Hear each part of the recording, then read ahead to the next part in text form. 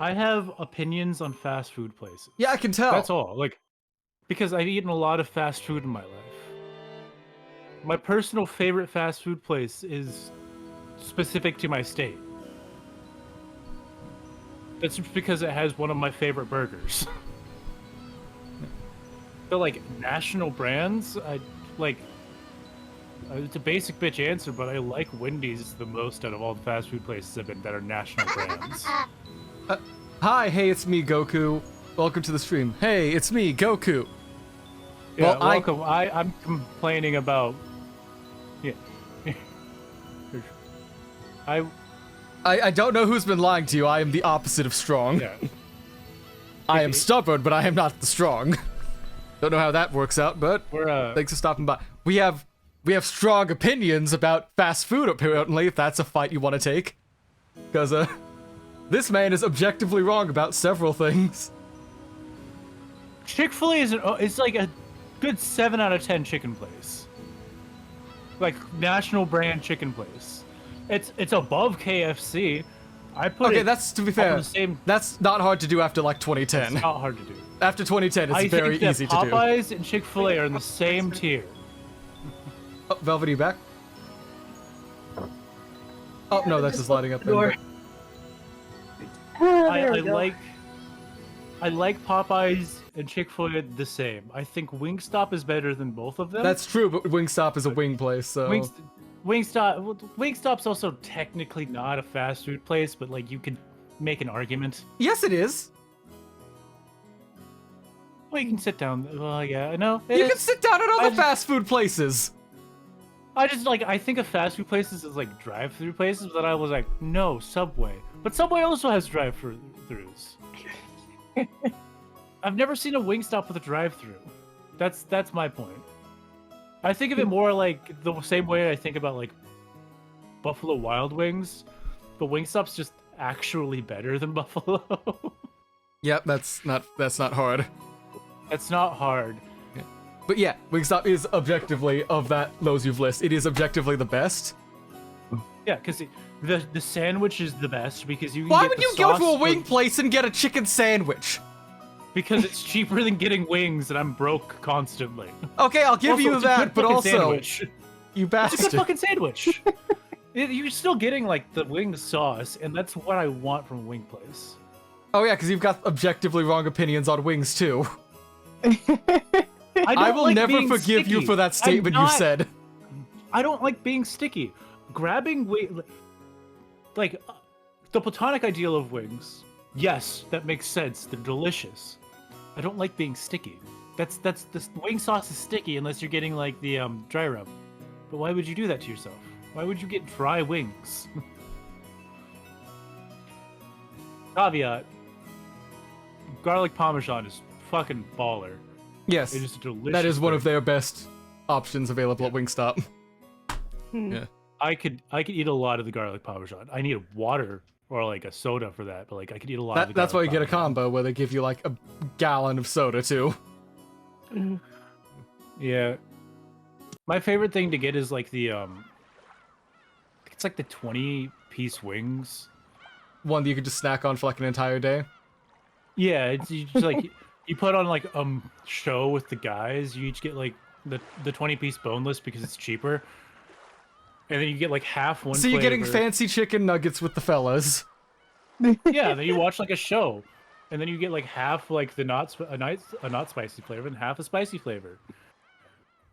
I like getting the the Cajun style wings and then like the garlic parmesan because it's fucking delicious. But yeah, So, hi personal everyone, opinion. Umineko. When it comes to like the like spicy, like the mild like spicy sauces from Wingstop, this is a subjective opinion. The Cajun like sauce is like the best, in my opinion. I think it just like tastes the best. It captures like what I want from my hot sauce, but also is like delicious. Huh? But yeah. Yeah. The lemon pepper wings though are there's too much. They put too much on there. It's just lemon and pepper, my guy. No, I mean like they put too much lemon pepper on there.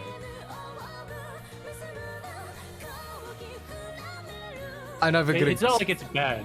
It's just like it's too... The fries, great. They can't go wrong with any of their fry options. Yeah. They're like You top have to make sure you eat the fast food fries you can get.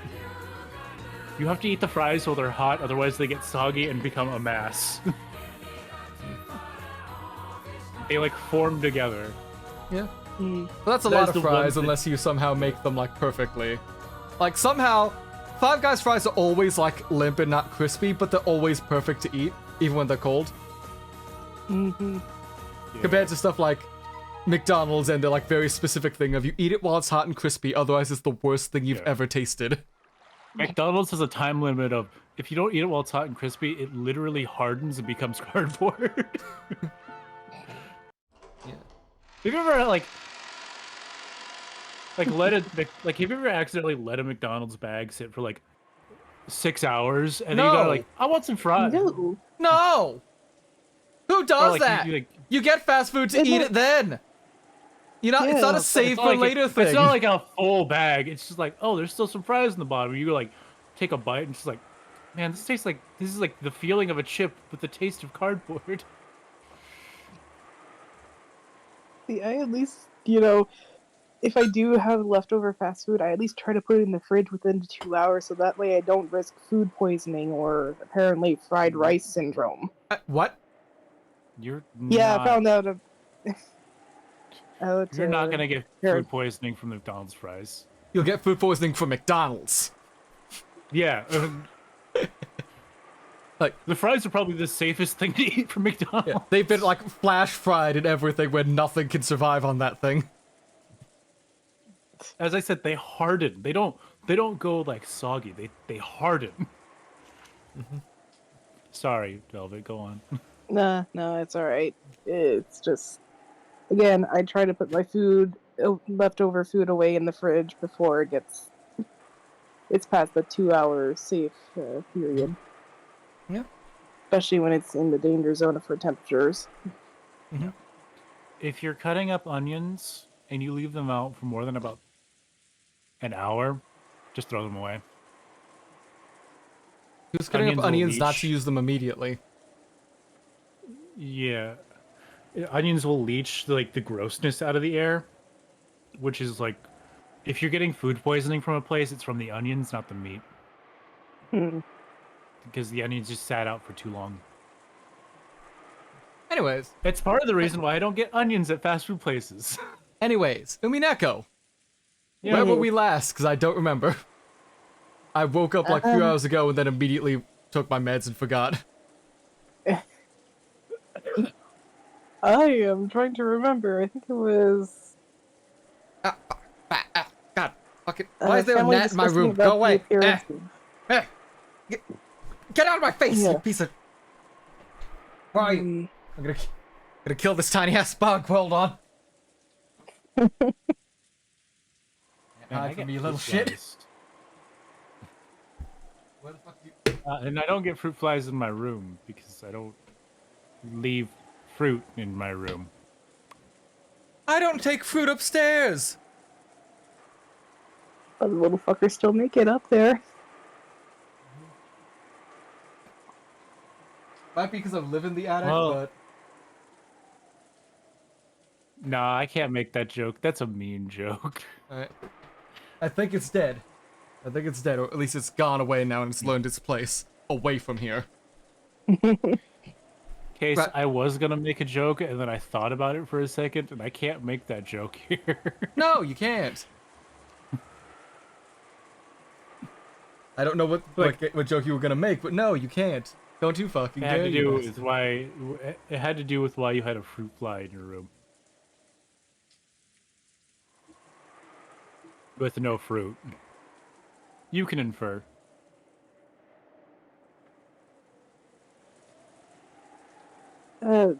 Okay, there we go. He's gone. We can begin our new stream.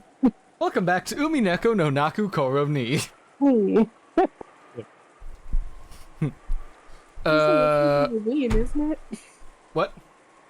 Oh, just kicking out Nobu so suddenly. Oh. No, but where did you come from? Welcome to the stream. Go fuck yourself. Nah. Right. Right. Beatrice walked in and said bitch and started fucking around everything and everyone. But somehow we don't have any bodies yet. Yeah. Beatrice looked Shannon in the eyes and said, "I'm gonna kill you and George." And Shannon said, "Bet." Yeah. Bet. Yeah. Right. So, anything else you want to chat about before we go, or? Right? No, not really. I Cool. mean, can I say an objectively correct opinion? Taco Bell is one of the best fast food restaurants ever. Okay, I'll give you that. That is one of your few objectively correct things. But, The Anyway, complaints you hear about Taco Bell are just like, yeah, it makes you need to shit. That's because Taco Bell, when you eat it, it just hits your stomach immediately. If you get sick off of Taco Bell, it's your fault. yeah, you're just born weak. Get better. You were born weak.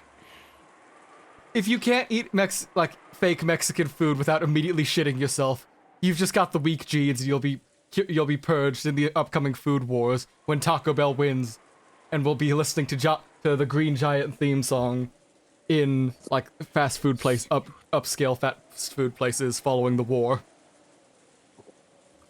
I mean, Yeah, I there watched is an Demolition upscale Man Taco recently, if you Bell. couldn't tell. There is an upscale Taco Bell in Vegas. Yes, it's And Vegas. There's Los upscale Angeles. everything. It's called the Taco Bell Cantina. You can get drunk there. It's Vegas. You can get drunk anywhere. You're saying these things like they're grand, massive revelations, but when you qualify the words with "it's in Vegas," that's clearing up everything There's also up. one in LA. See, that's where you And- get a better response than just "it's Vegas." Yeah, the Taco Bell Cantina in LA, and there's one in Vegas. I think it's the original one was in Vegas. But you can go there and you get like the fucking foot long like freezes. It just has alcohol in it. Yeah. Sometimes I you just thought- gotta drown your sorrows in a foot long. And I thought, man, that's insane. When I go to Taco Bell, I don't think about drinking, which is odd because that's what most people go to Taco Bell for. I don't know. I don't see Taco Bell as like a drinking food. Most people see it as a high food, but like I just think of it as like, man, Taco Bell's filling and delicious. Is it good for me? No. Does it taste good? Yes. Anyways, Yeah. Yeah. Go on. Go Anyways. ahead. shall we get on with things then before we get distracted again? Yeah. Yeah. Because we tried to. Honestly, one of these days we just should do a podcast stream or something. Just I where mean, we're following just chatting what about stuff. like what I met with my sister like doing downstairs like 10 minutes ago with one of her students. That's definitely podcast material. And I know me, her, and one of our friends has been talking about like, yeah, we should do a podcast together. We'd probably get a lot of material out of it. So maybe one day. Mm-hmm. Yeah. And I'll save that story about what the hell was going on with my sister like for later in the stream. So before we get distracted again, yeah, let's begin because I think based on our usual rate, we can either see dead bodies immediately or get to like the day the dead bodies are found. if this is how it going how I expect it to. Alright.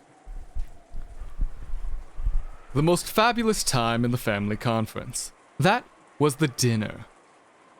Back when Kinzo had been serious about the family conference, he had placed extreme importance upon the dinner, for which everyone would gather just once a year. Should the dinner not meet his standards, he would take it as the deepest shame for himself as the host, and he had strongly ordered Natsuhi to make absolutely sure that it was one to be proud of. Because of that, Sheen and Kraus had employed Goda, who had confidence in his cooking abilities. As a result, they could unveil a wonderful dinner they had confidence in, yet, by that time, Kinzo had started closing himself up in his study and no longer appeared for dinner. Maybe you could call that ironic.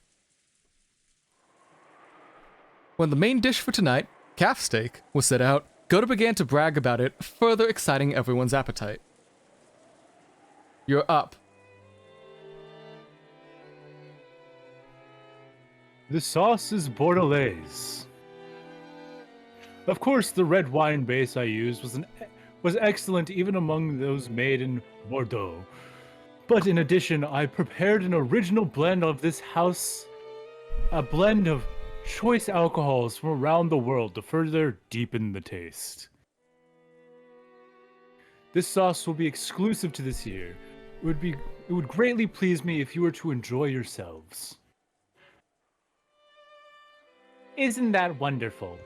However, isn't Bordelaise sauce common to French cooking? It almost seems like you're using alcohol from outside France. With that is heresy. It almost seems like using that. It seems like it almost seems like using alcohol from outside of France. With that is heresy. Kraus-sama, today is the annual family conference. As a dinner for those who normally live far away and have traveled from far across the world to gather together. I realized that a sauce made from a blend of fine alcohols from across the world would normally never meet would be most fitting, so I had it specially prepared. They're all from Japan. No, but they are like international business people, that's the whole thing. I guess. There's like a fucking Bud Light in there.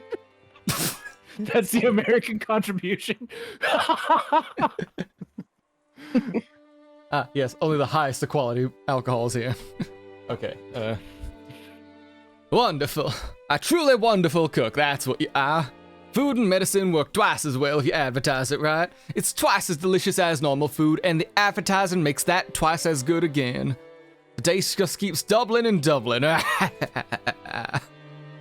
You would know about food. Come on, That's not a fat joke either. He just would know about food. He runs a fucking fast food restaurant. Chain. Come on, Nissan. Didn't he see that question coming? No doubt. You let Goto-san run off right with your moment. Is that so? I just thought there might be some people here who didn't notice that today's food was in the French style. Just now, Ava said that not using butter was a virtue, but that's the Spanish style. Well, I guess they do share a border, right? That's not what I meant. Will you please not take a part of the conversation out of context and misquote me? It's a very delicious sauce, Goda-san. It's a very delicious sauce. Goda-san, you certainly are wonderful. It is a great honor to receive your praise, and this is all thanks to Madam's habitual guidance. No, if it was all Goda's idea, I only listened to the recipe and approved of it.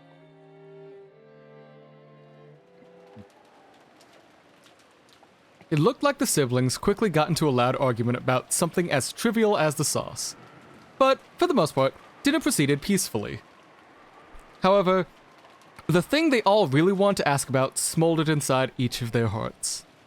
And that was the visitor, the 19th person, the Golden Witch. In actuality, Ava, Rudolph, and Kyrie were on a high alert during dinner. If the mysterious guest was to be introduced, this dinner table was the most appropriate place to do it. However, no plates had been prepared at the table for the witch. The family conference would begin in earnest after the meal, and previous experiences told them that it could last until deep into the night. But they couldn't understand what meaning there could be in keeping this person, who could be introduced, hidden until late at night. That's because she's gonna walk up, talk to y'all, say, "Boo, I'm a witch," and kill you. I have things to say about French cuisine. Oh boy, more of your bad opinions. Go ahead. No, this isn't bad. This is just like kitchen etiquette stuff. There's a lot of kitchen etiquette that comes from like French cooking that makes sense, but also doesn't make sense. Like, what makes sense is mise en place, which is everything has its place. That makes sense. It keeps your kitchen organized. It keeps your kitchen clean. But there's some shit like not letting, like making sure you're not wearing like short sleeves, that you yourself are clean. It's a kitchen. You're gonna get dirty. It's regardless of who you are, what you're doing, your clothes will get dirty or they will get wet unless you are an exceptionally good cook. It's the reason why people wear fucking aprons. Yep. Also, French food is kind of meh. Like, there's some good sauces from France. France made some of the best sauces out there. But a lot of the best food comes from, like, Italy or Germany. Not England. From France, you get stuff like escargot. Technically, French fries are from Belgium, so that doesn't really count. It's just, French toast is from a man named French who lived in America. Wait, really? Yeah. No, French toast is an American invention. Yeah. Like, I knew it was that, I just didn't know it came from a band. No, man. Oh, like, man. A man whose last name, a man whose last name was French. Okay, gotcha. Like his last name was literally the word French. But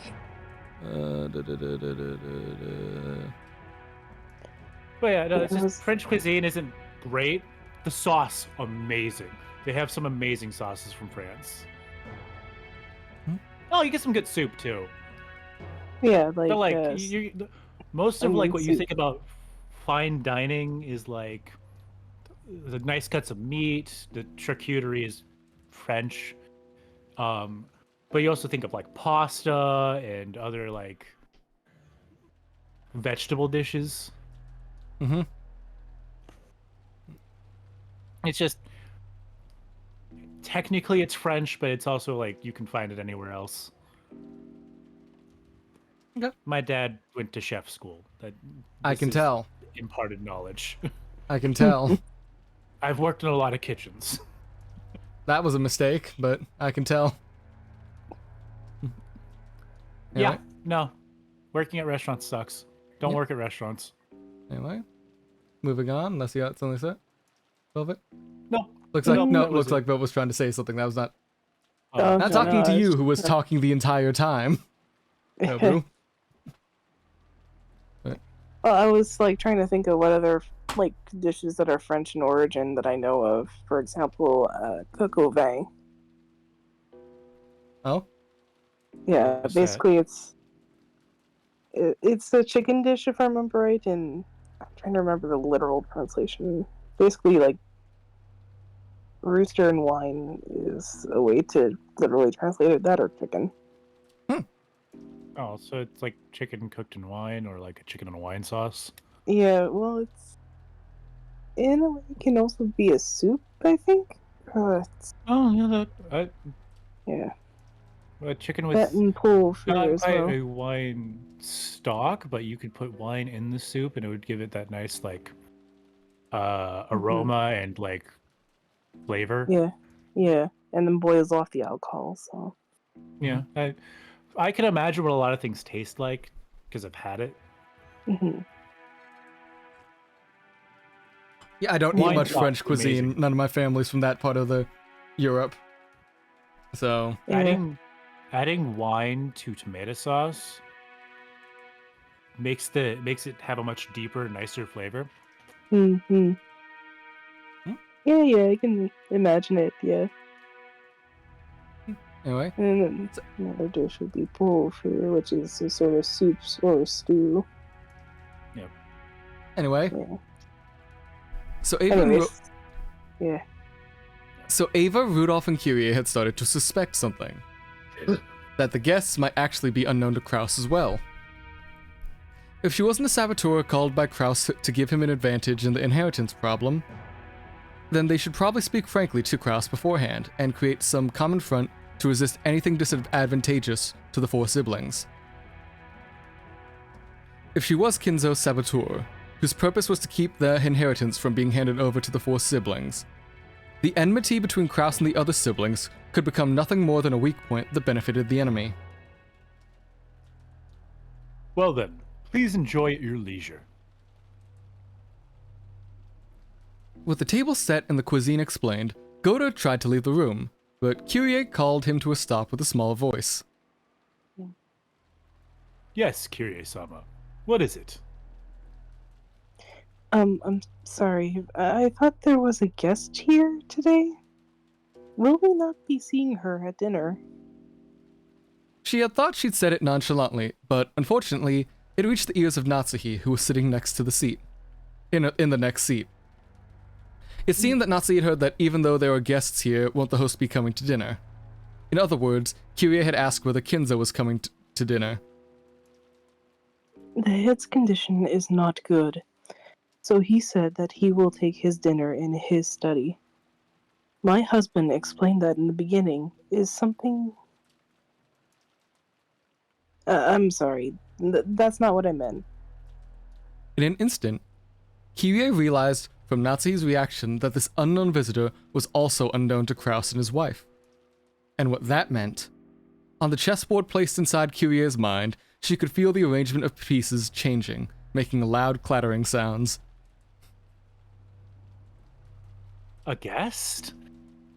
It seemed the battler, who was sitting next to Natsuhi, had heard Kyrie's words without misunderstanding them, and he let out a wild voice, questioning who else could have been invited to today's family conference. Thanks to that voice, the uncomfortable feeling in the siblings' chests suddenly exploded. Everyone looked at Goda at the same time. Judging by their appearances, it was obvious that at least no one there had invited the mystery woman. For an instant, Goda was startled to find everyone's gaze gathered on him, but because of his naturally vain personality, this actually gave him a good feeling of superiority. Therefore, he answered in an extremely calm and graceful manner.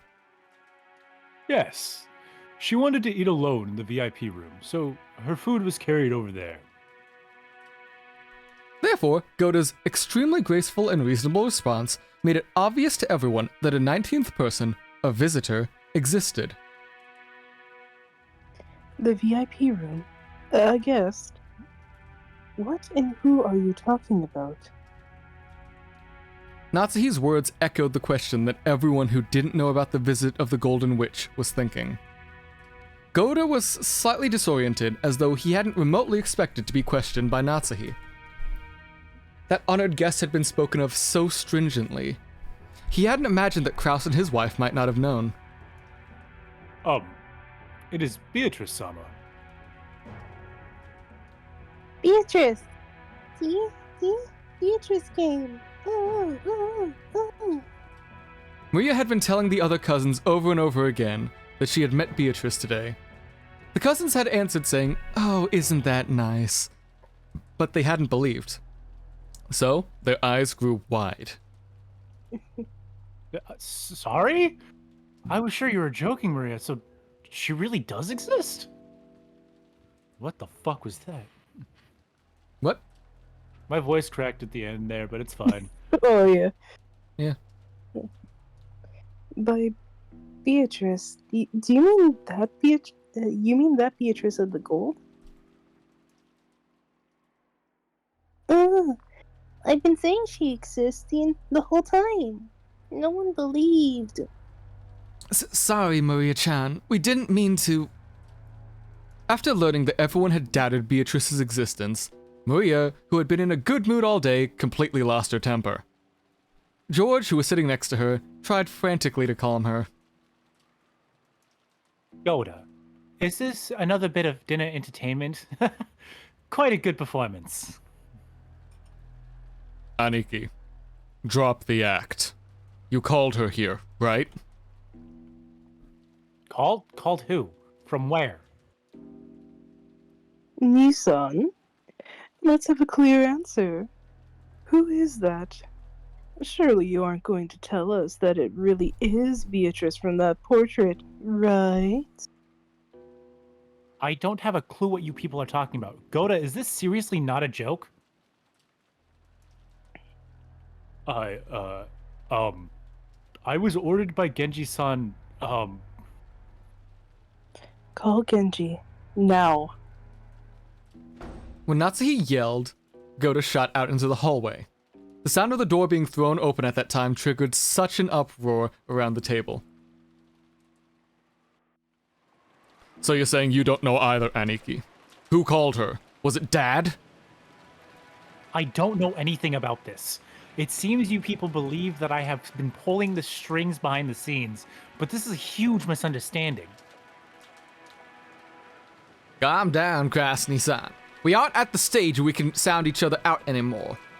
If you're saying that you don't know this mystery person either, this situation becomes ridiculous.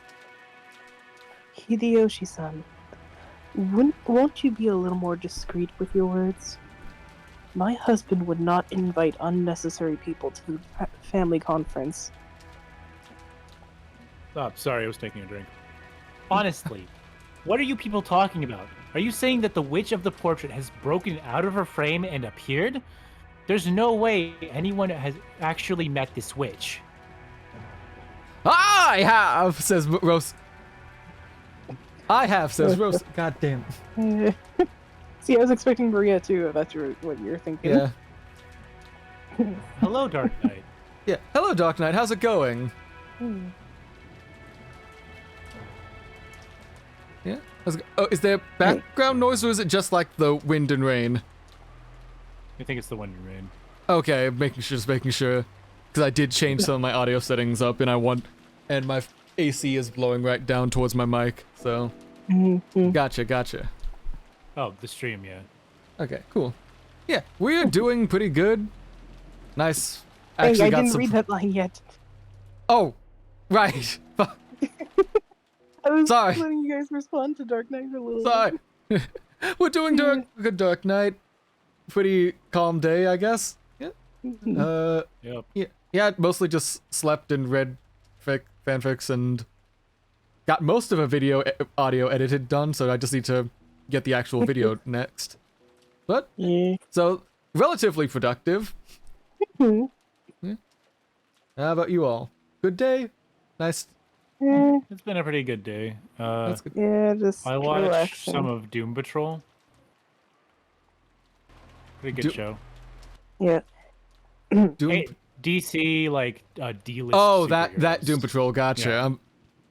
Doom Patrol's got such an anime name, I fully could have believed it was just something I missed on, like, Shonen Jump or something. Yeah. What hour do we are what hour on in the game? Yeah, we are on the second day.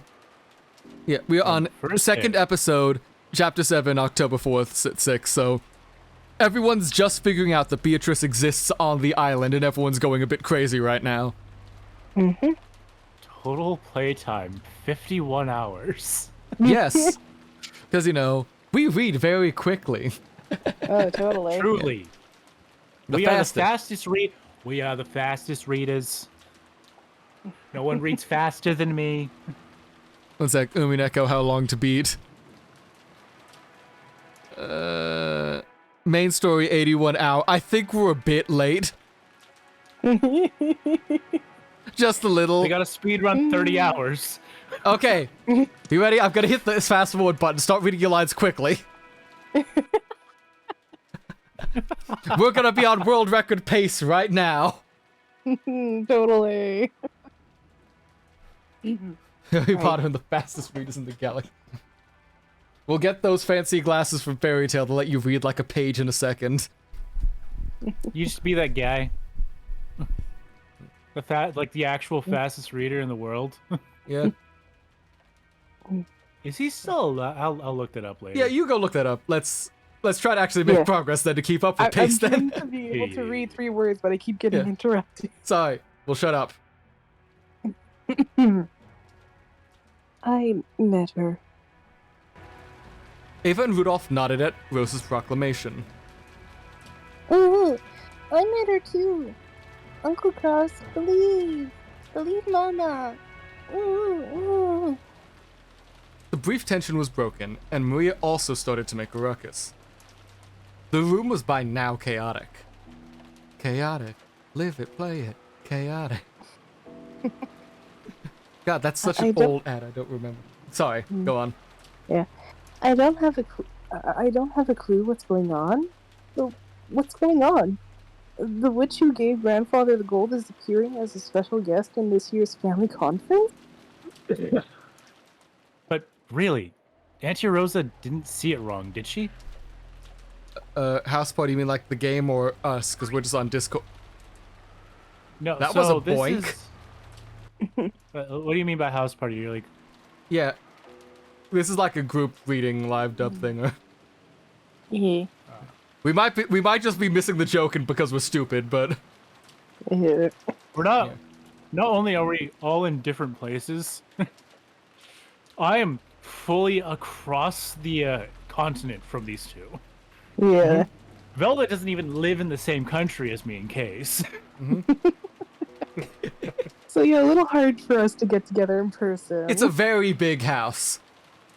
Yes, a it's very a big globe-spanning house. It's a house called the Case Place Yeah. on Discord. You could find it in the description Yeah. or whatever. Amongst the various Or links if- is social media. Nope, Nightbot is still not working. So that doesn't I help really in need the to slightest. fix that. I probably Yeah. should, but I never use it anyways. Yeah. Yeah, you kind of barely use Nightbot in the first place. Yeah. I used it a lot more back when I did like extra life stuff just to have the like pop up and say, hey guys, donate to save the chillins. Oh my god, I figured out the extra live stream. We can play fucking Monster Prom. Oh. It's a bit late for personally, I think, to start an extra life at least for this current wave of stuff. Because I'd want to do get it during that. like Yeah, during like the winter one. yeah. And I'd want to get a few other people like in like an actual group for that. So I might poke Yeah. around to see if any of the other like Lemmer or Celadon want to do that. Because I think Celadon's gonna start. Yeah. Okay, now if Nightbot wants to get invited to the house party, they'll do better than bring a salad bowl to the next one. Oh my god. I at least brought booze. Yeah. I brought the house, so I'm allowed to not bring anything. And I brought myself. I brought this gun I found. Dude, okay. I need to go find the short I watched, but I found a symphony with a gun in it. Like they pulled out a fucking Remington 870 and shot it. Indoors. Oh shit. So it was It filled with wasn't- blanks it then, wasn't- gotcha. Yeah, I was filled with blanks. But, like, Anyways. it was Tchaikovsky, so I'll find it later. Yeah. Anyways. Right. I met her too. Ooh. Oh god. That must be the funnest thing to be sitting next to and having a child scream in your ear. Mm-hmm. Auntie Rosa, are you sure? Yes. Maria and I met her, and even talked to her. I met her. That was definitely a witch. Believe me. I definitely didn't see it wrong or hallucinate or anything. What was that? You see, Rosa, it's the ghosts of your past coming to haunt you. You killed her secretly like 10 years ago back when you were a child, and you've been repressing it ever since. And she's come back to haunt you on this particular day, on this particular eve, when everything else is working against you. 10 years ago, when you were like 25. Yeah, Yes, a child. Sorry, 20 years ago, back in the 1950s or whatever, which is absolutely wrong. What, 20 years ago, 1986? You mean 66? Exactly. Something happened in 66. So, something important. you see, she was taking Beatrice down for like a fun walk around the island. Look at my private island we own because we're rich bastards. Oh no, watch out, there's a cliff right there, don't fall. And then Beatrice fell and died. I know what you did last summer. Was that the bite of 66? Oh my god. Oh my god. The events of this visual novel are happening at the same time as the Bite of 86. It's the Bite of 87, first of all. Bite of 80. Whatever. It's in the 80s. The Bite of the 80s. I don't fucking You mean you care have been about following the FNAF. deep Five Nights at Freddy's lore in preparation to see the Five Nights at Freddy's movies in theater October 27th. Next week on Friday. I did watch the 4-hour video from Wendigoon. I did do that. I haven't seen It was like- Wendigoon's thing. I did find this one guy who was doing actually like a fairly good review of like everything going on. Then he started pulling out like AI voices, and I was like, okay, I'm done with you. Downvoted and left. Yeah. Especially because he started criticizing MatPat and his theories, and then 5 minutes later he pulled out like an AI MatPat voice going 1982 or something, and I was like, that's just poor fucking taste, you asshole. Wendigoon's great for like playing video games and listening to just stuff about like things that don't matter. Yeah. Anyways. Did you get all the slime before, or? Yeah. Then you guys went on the Five Nights at Freddy's tangent. But before I go off on another like click ahead and cause another trouble. You know, I haven't said this yet, but that is a really nice lamp. Yeah, it is. It's a really good Yeah, like it's- overhead light. Yeah. It's a really nice lamp. You know, their quality of furnishings varies dramatically. Yeah. Yeah. I feel In like the because instant this was like a focus thing. In the instant before the typhoon visited, Rosa had definitely met with the witch in the rose garden. But that scene had been so hard to accept as reality. And the more she spoke of it like this, the less she understood what it was that she had met. Ironically, because she had lost her composure when she had said that, she had definitely met the witch. The more desperate she became, the more vague the witch's existence seemed. So, it was a single composed sentence that affirmed her existence for certain. I met her as well. We exchanged greetings. Well, they could hardly be called that. They could be hardly called that. Yeah. A few words, at least. It's definitely not something that Rosa-san saw wrong. Kiryu-san, are you serious? Yes. But she didn't tell me her name, so I can't conclude that she was Beatrice. However, sorry if this is subjective, but since I met her in the entrance hall, I was able to compare her face with the portrait. My first impression was that she was undoubtedly the portrait's subject. This is all just subjective, remember. Yeah, Beatrice is actually really pretty. If it wasn't for her stunning personality, I'm sure she'd be liked a lot more. If she wasn't such a bitch all the time. If she She'd didn't be walk great. in with Shinzo Abe's doohickey and that face on. See, I feel the same way about Rosa. Rosa's such a pretty person. If she wasn't such a bitch all the time, she'd actually be likable. Like, there's so many good designs here, and like a lot of them are just terrible people. Like, what was it? We've already mentioned Beatrice looks good with that. Looks good there. Yeah. Rosa's a terrible person. Shannon, if she had like any spine whatsoever until the moment she started raising death flags, that'd be one thing, but Mhm. And then there's this Jessica's cool. motherfucker. What are you talking about? I'm an amazingly handsome man. I definitely don't look like Trump if he was like 6 Trump feet tall. back when he had real hair. Back when he had real hair. How tall is Trump? I imagine him as like 5'5".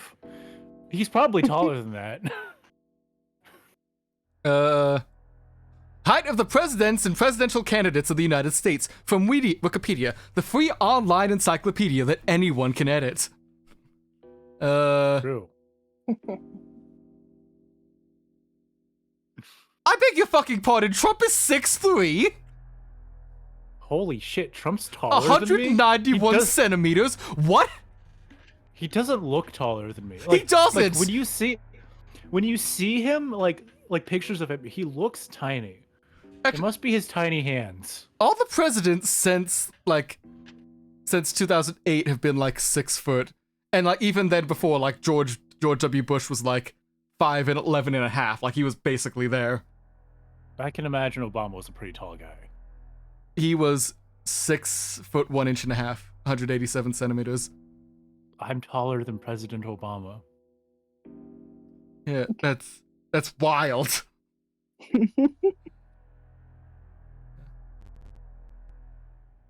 Yeah, there's so many killer designs in this. And then there's George's suit. George with his like white man outfit. It's just like, why is it green? Because that's the only color scheme that wasn't taken. Battler's got the tan suit.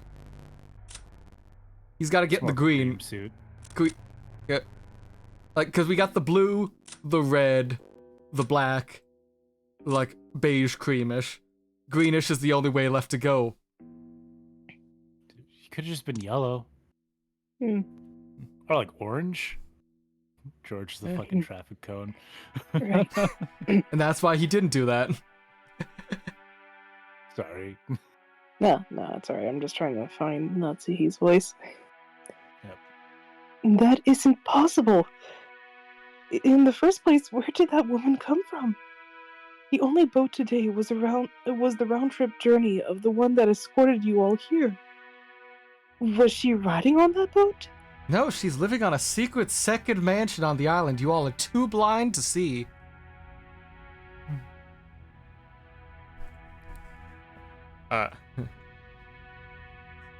Okay, so the question we have, Dark Knight. The main mystery of this game is there is a woman called Beatrice who claims to be a witch and use magic. Like a long time ago, she gave the head of the family, Kinzo, the old man, a lot of gold. Like $10 billion or yen's worth of gold. About and she said, half of what Fort Knox has. Yeah. And she said, you can have it, and then at some point I will come back and claim it with interest. So, like, 80 years later, she's come back to claim it with interest. But she also Like doesn't seem to have aged a day since they met. So, is this magic? Is this murder? Is she a witch? Or is she a clone? Is she secretly a bastard love child of Kinzo, held back and made to appear as the image of Beatrice? Yeah, Kinzo is like ancient. He was there before World War I and II. He is that old. Oh. No, he inherited the family like just after World War I, which is when he met Beatrice. So it's like 60 so he's years older later. than World War I and II. Because he can't like leave a 4-year-old to inherit the family. I assume he would be like 20. Yeah, so he was born before then, so he's about 88 or 86. He's old as fuck. That's what we're. That's the main point, yes. Yeah. I'll admit, that's a bit of a weak spot. Of course, I have no memory of such a woman getting off the boat with us. Oh, is it really? How can you prove that there wasn't a boat other than the one we rode on? You can't prove one didn't come. That's right. You could prove that it came. Someone who saw it just has to say so, but you can't prove that it didn't come. even if everyone says that it didn't come, and they didn't see it, you can't deny that it could have come secretly. It's that thing they call the devil's proof. Oh? It's easy to prove that a devil exists. All you have to do is meet a devil. But it's impossible to prove that devils don't exist. Just because no one has ever met a devil doesn't mean that you can deny the possibility that they're just hiding away somewhere that humans cannot go. You can't deny the existence of aliens for that exact same reason. Until humanity searches the whole of space and can show perfectly that aliens don't exist, you can't be sure that they don't. It's indefinitely impossible for us to ever check the entirety of space for the existence of aliens. Therefore, while there may be a number of ways to prove that aliens do exist, it is impossible to show proof that denies their existence.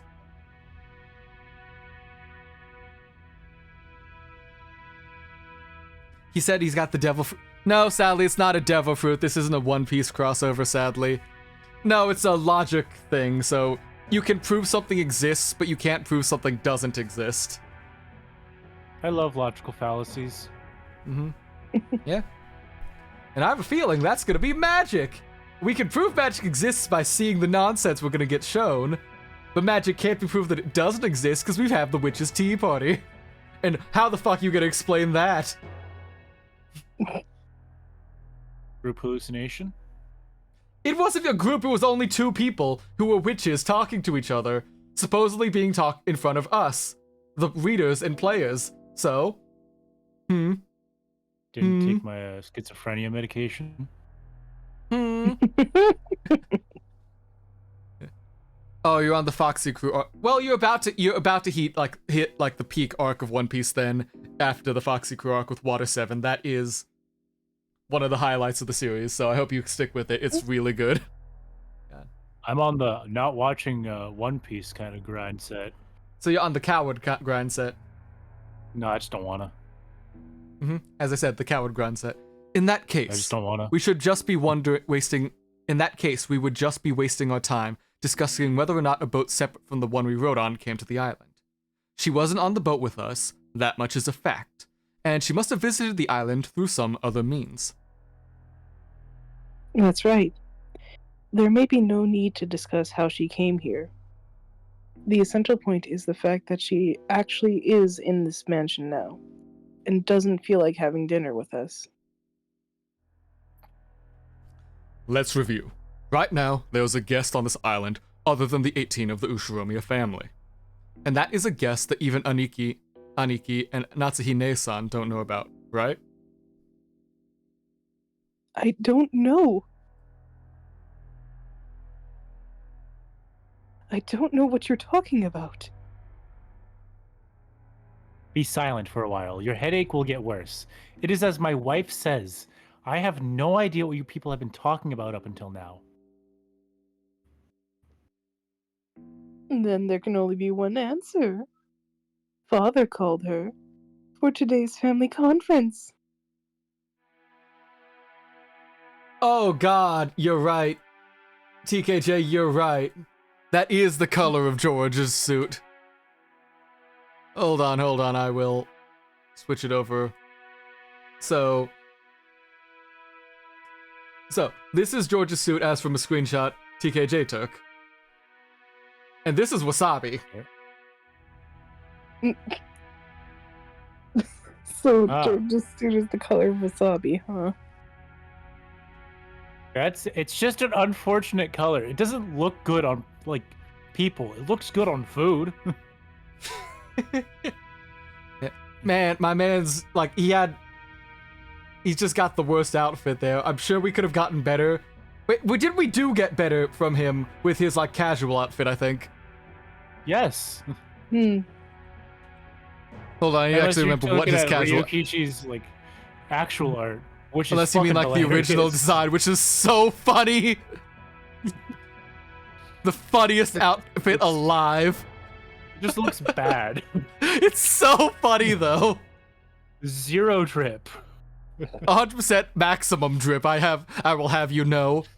He is the drippest man alive there. I will get the screenshot, the pictures up for the people on stream. this is casual George, but he looks really nice in blue. And this is what his original sprite looked like with his casual clothing. Like the just like a fucking cleanest man alive. Yeah. It's a cardigan and then like just the worst t-shirt I've ever seen. You mean you don't like Tomitake Flash? The highest quality of print t-shirts available? Wherever the hell Tomitake Flash actually comes from? It's a Higurashi thing, gotcha. Right, he's a cameraman in Higurashi, right? Oh. Anyway.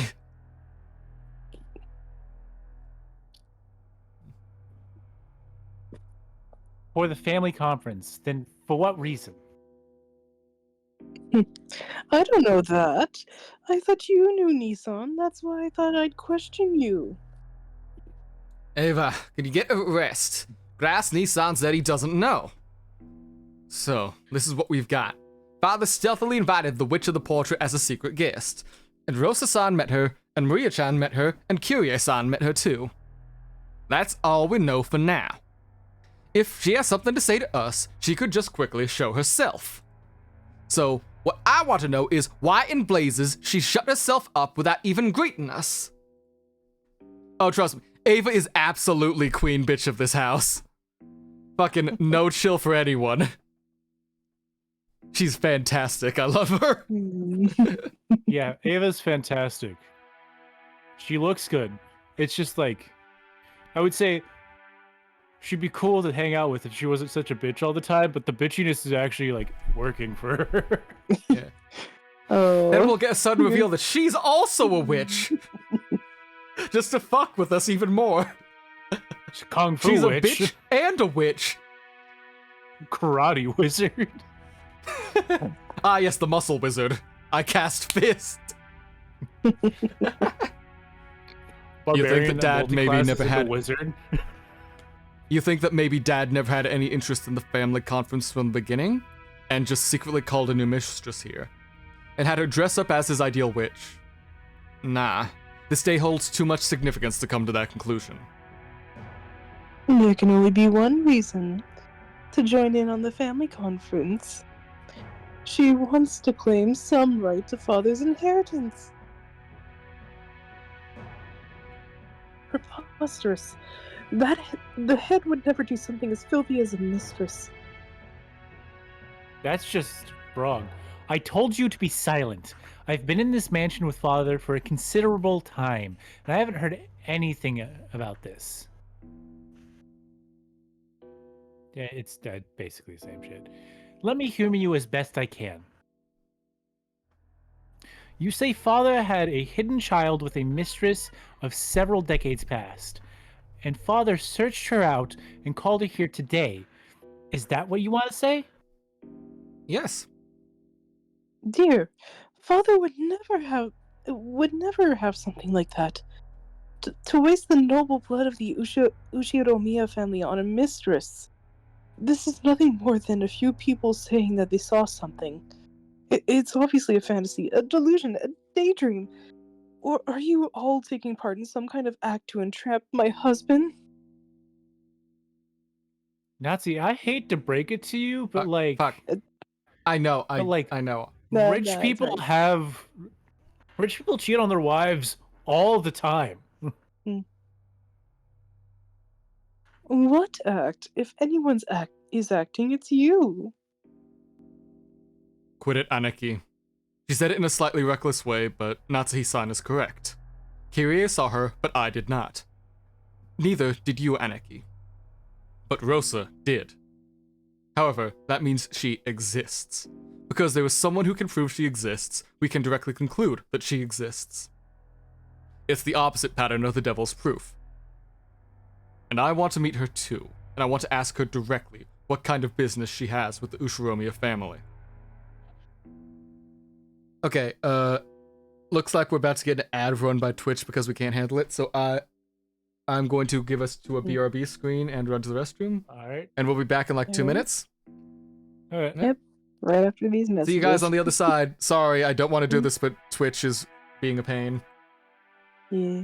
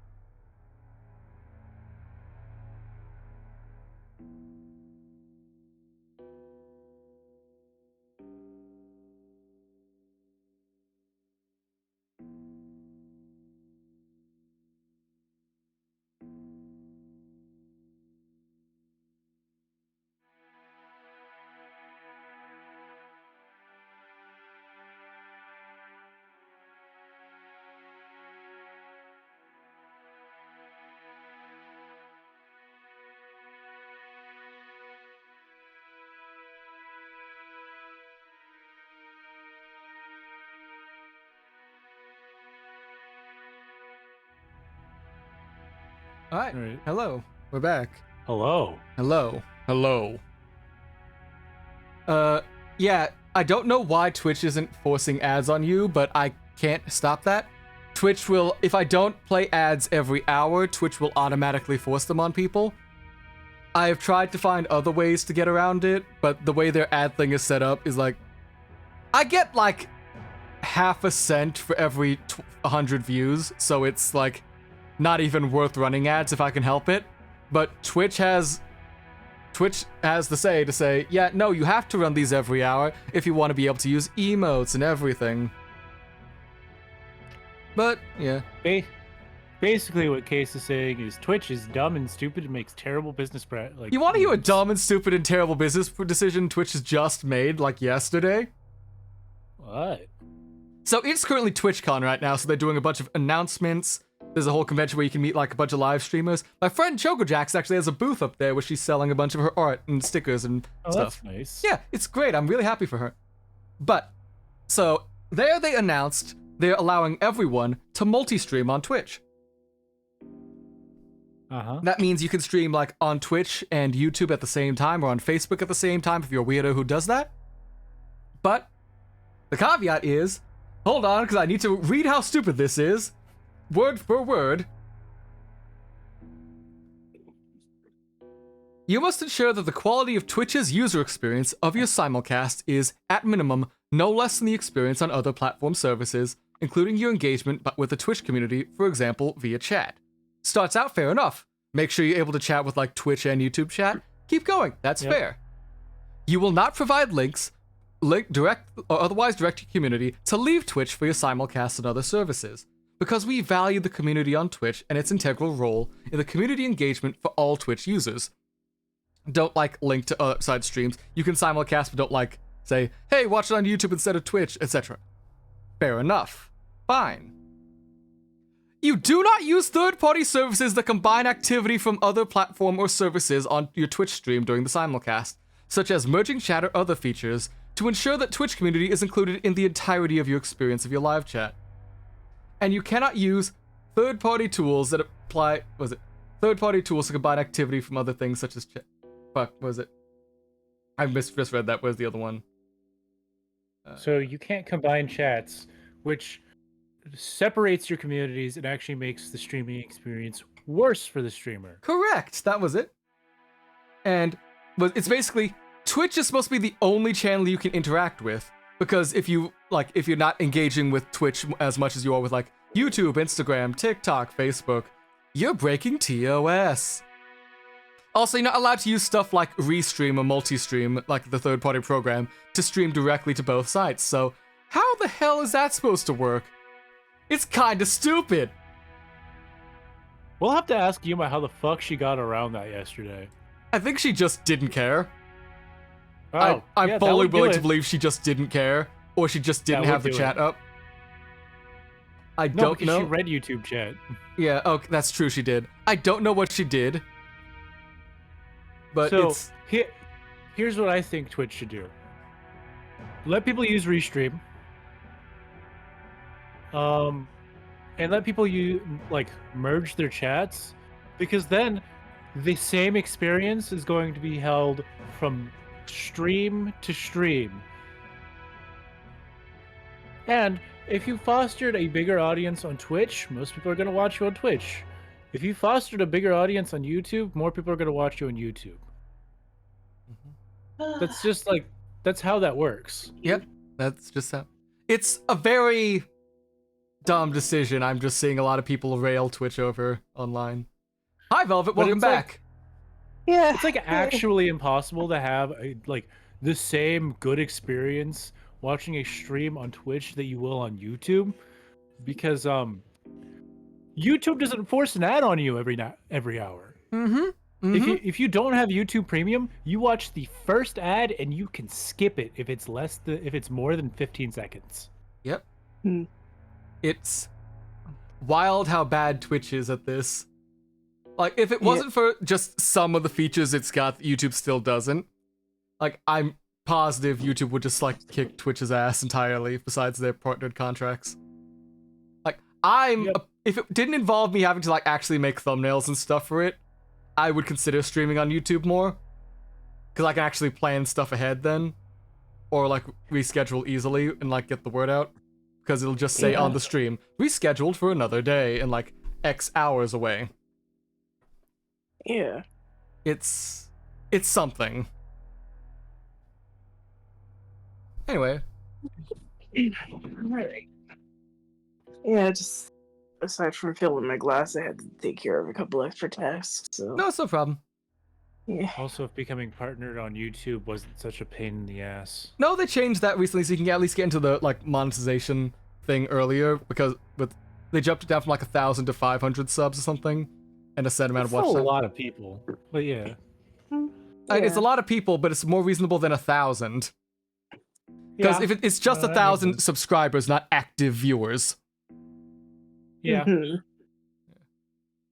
Anyways, you're up. I agree with you on that. I truly wish to inquire as to what business she has on Rokkenjima. I'm pretty sure it's supposed to be inquire. I think either or could work. Possibly. I don't know. I ain't a linguist, so. It is your line, though.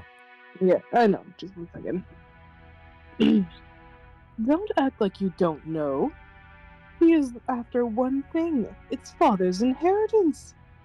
We should form a forward-looking strategy with a lawyer knowledgeable about inheritance issues. You're a bit muffled. I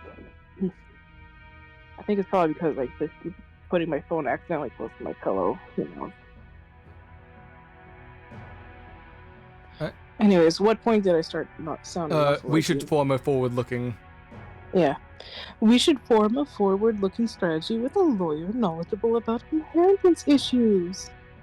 If the mistress claims the same rights as mother, then our shares will be cut right in half. Inquiry versus enquiry. Inquiry is preferred for formal requests and official investigations.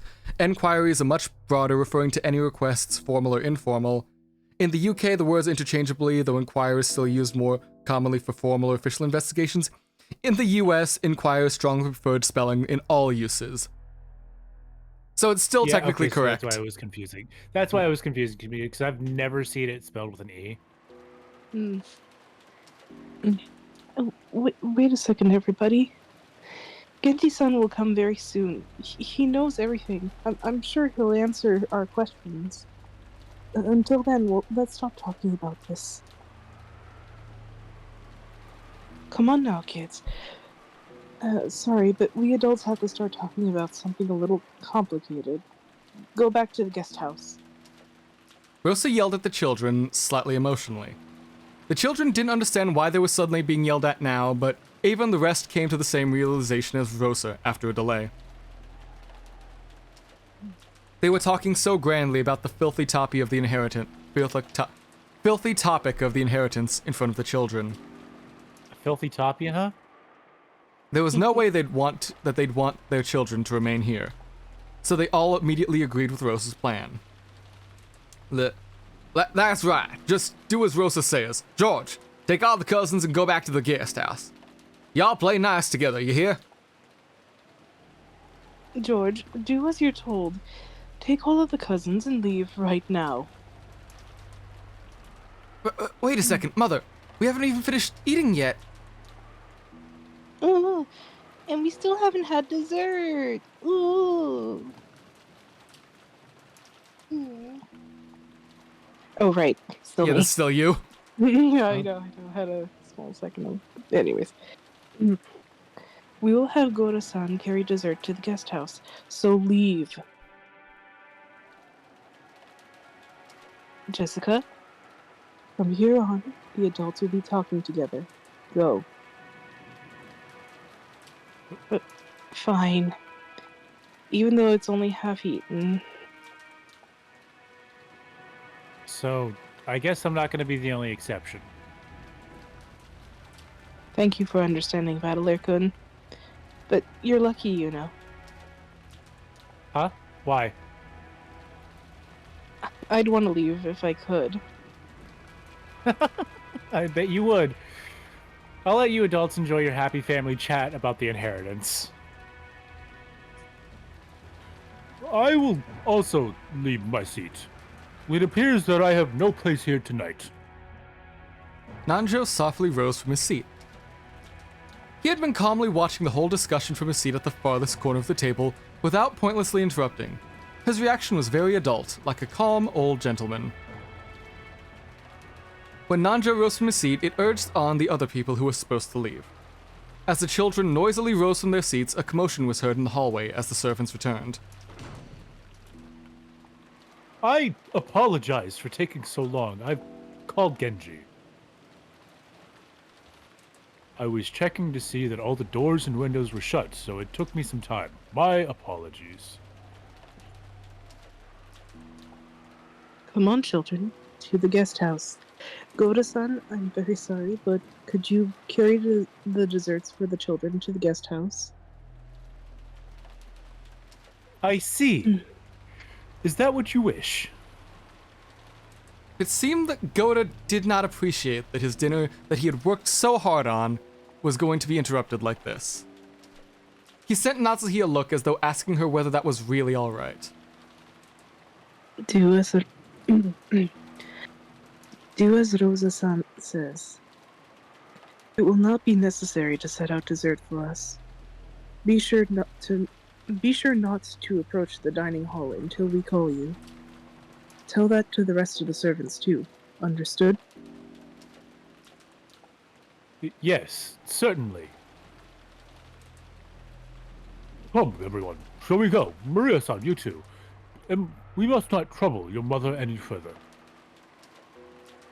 I want to talk about Bieto. No. Maria-chan, will you tell us about Beatrice in the guest house? I really want to hear more about the witch, okay?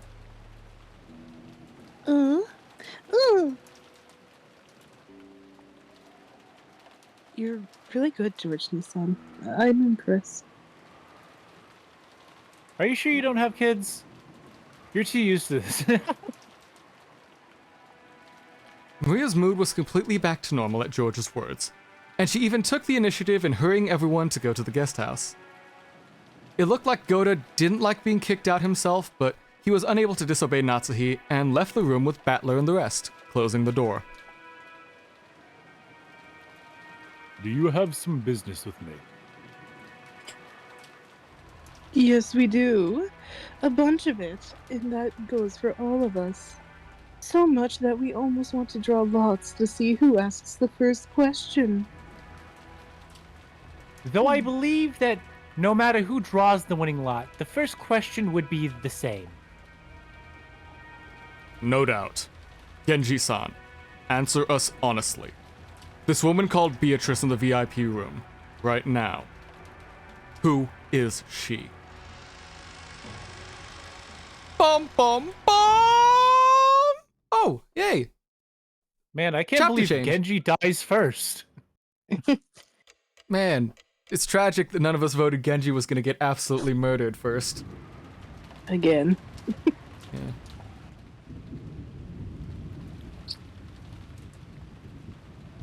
Hideyoshi's claim that advertising doubled the taste was apparently right. The kids and Nanjo, who had been chased out of the guest house, had gathered in the cousin's room, and were eating the cake that Kumasawa had brought there for the dessert. It was both wonderful and high class, with a lavish amount of cream and decorated deliciously with fruits. But even though it tasted delicious, it, for some reason, didn't taste quite as good. Without Goda-san's advertising, it really doesn't. It doesn't taste nearly as good. It has nothing to do with being walked out in a storm or anything. And they usually have like covers and stuff so the food doesn't get battered and muffled by the weather. Yeah, I know. And good frickin' luck asking Kumasawa Bachan for advertising. She'll just say it's made out of mackerel. Really? You can make cake from mackerel? It won't be good, but yeah. Oh, goodness, yes. This cake, too. If you mix the squeezed juice of a mackerel with the flour and the eggs and bake it up, it comes out all fluffy. That would be incredible and true. Maybe mackerel cake shops will be up on the new menu at Father's stores. Because mackerel's full of nutrients and has a healthy image. It can be really popular with women and old people, but I'm not going to get anywhere near it.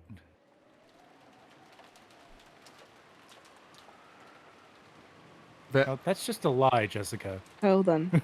Yeah, Okay. sorry. The pause is because of a lag spike. Okay, no problem. That's all good. Yeah. Just checking to make sure it didn't die on you.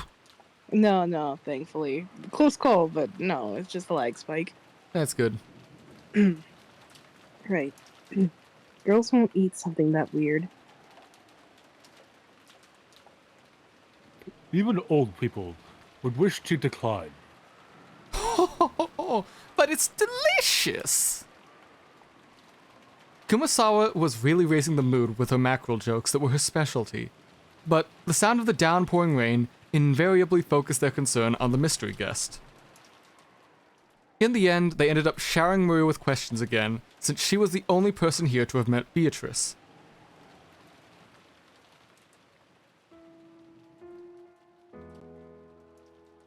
I never believed that the story was true. From the way you say it, it sounds like it wasn't the first time you heard Maria was meeting a witch. Even if you didn't believe it.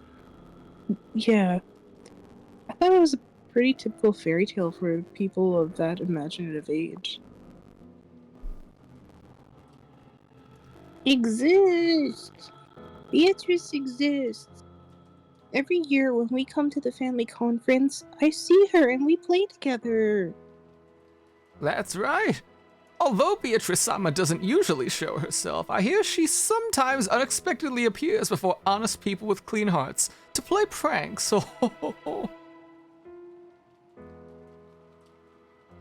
Beatrice was the name which referred to the being in the fairy tale about the Rokkenjima witch. Because the family and the servants publicly accepted the image of the witch with Kinzo's delusions to keep him in a good mood, it became established as a Rokkenjima fairy tale, or maybe a ghost story. To the family members who knew the history, the fairy tale of the Golden Witch didn't have much substance. However, they hadn't been able to say that in front of Kinzo, because they're cowards. So those who didn't know the history, like young Maria for example, it definitely wasn't unsubstantial, but the legend of a real witch. So, Maria believed in the legend of the witch. She swallowed it whole. That was natural for an imaginative girl who believed in witches. So, no one said anything to betray her dream. On the contrary, they arranged things together to get her excited about her dreams. So, even on those times when Maria-chan showed off candy and said that Beatrice had given it to her, I thought that someone had probably slipped a candy into Maria-chan's handbag or something to create that illusion. I have also put on such performances, on the few occasions in the past, secretly placing sweets somewhere for her. Probably Kumasawa-san too, but no. I expect all the servants and all of the Ushiromiya family have done it once or twice. So, if it will make a small innocent kid happy, you sometimes plan it together and place some sweets somewhere. In that case, I bet you do that kind of thing all the time, right, George Aniki? Who knows?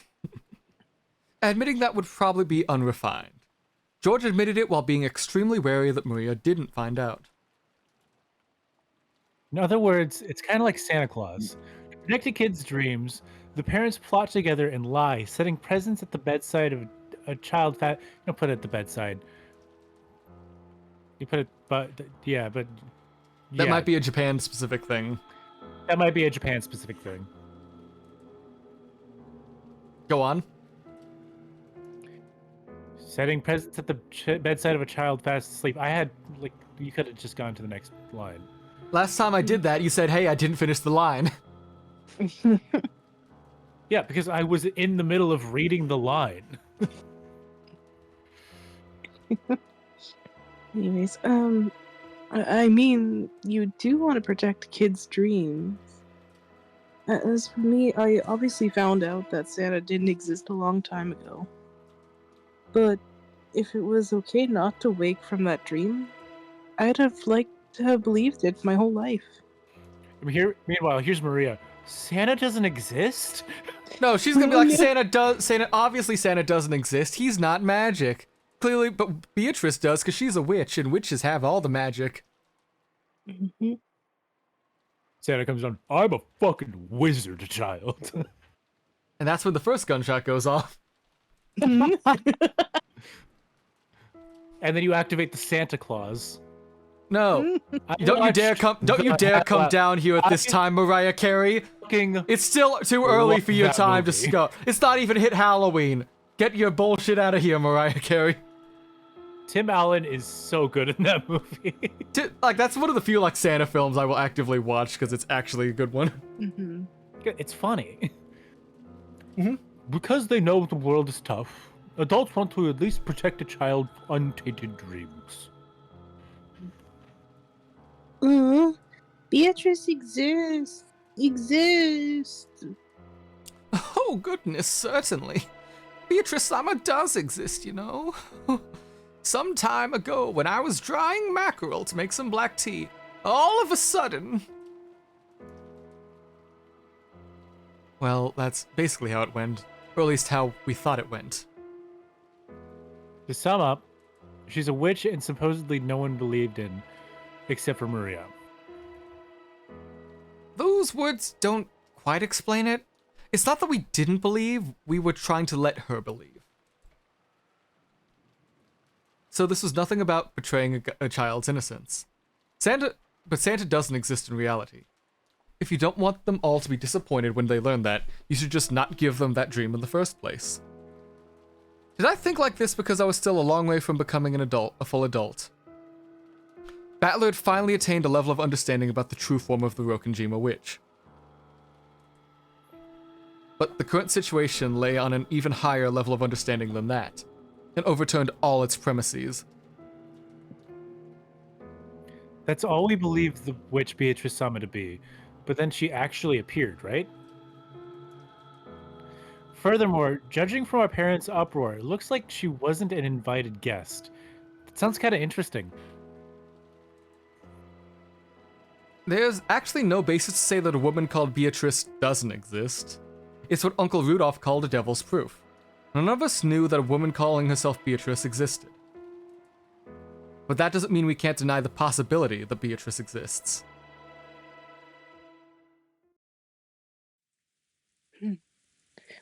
Dr. Nanjo, you've been friends with Grandfather for a long time, right? There was a period when I was questioned quite a lot on this topic, at the family conferences, by Kraus-san and the others. The topic of whether Kenzo may have had a mistress long ago, and even a hidden child with her. I see. So our parents' heads are full with that distribution of the inheritance. So it's blindingly obvious that if the daughter of a mistress showed up, it'd mean trouble for them. Kraus-san and the rest probably asked Genji about it first. However, Genji has sworn loyalty to Kenzo-san as his right-hand man, and is probably a more trusted friend to Kenzo than myself. I imagine Genji didn't tell them anything, until they turned to me, to his next oldest friend, I suppose. And? When all is said and done, Dr. Nanjo, did Grandfather have a mistress called Beatrice?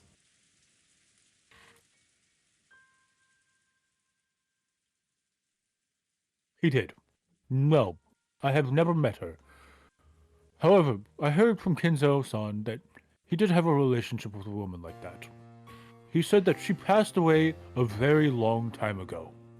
Okay, so Beatrice did exist at some point in time. My speculation was right. Because Genji didn't say Genji didn't say like Beatrice exists in quotation marks at that one point in the last episode. Yeah.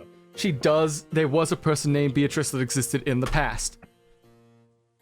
That might not be the same person as now, but fucked Beatrice. yes, You know what? I respect the game. She's dead. And did he have a child with her? That I do not know. But Kenzo always says that he is researching how to revive Beatrice. So you're just dropping all the honorifics and stuff now? I may have just missed it. Usually one loses a lover. If one loses a lover and has a child left from them, they pour all of the love on that child. Therefore, we naturally thought that there was probably wasn't a child between Kinzo-san and Beatrice. Bum bum bum!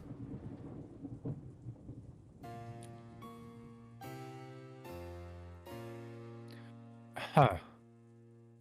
That makes that a devil's proof as well. It does. It's impossible. Pardon. It's Nope. impossible to prove that he didn't have a child with his mistress. So now that she actually appeared, we have to assume that he did. That's a bit of a rushed argument.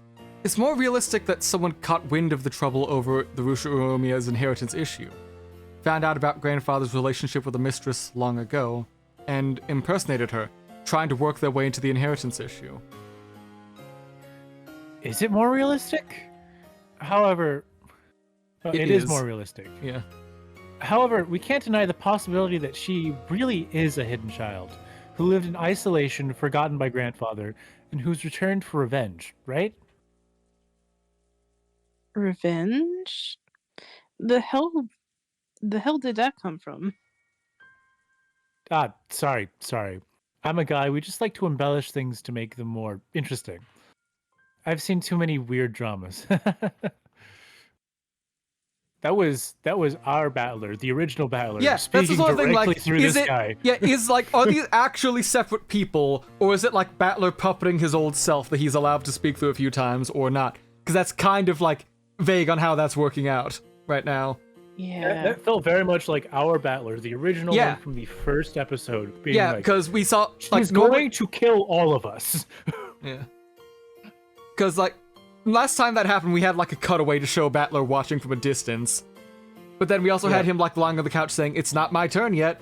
So, are they the same person? Is this just, like, a Battler that the auras can inhabit, like, in the game? Or is it something else that's not very clear? There's been a couple of times where a couple of characters have said things, and I'm like, did Battler influence that?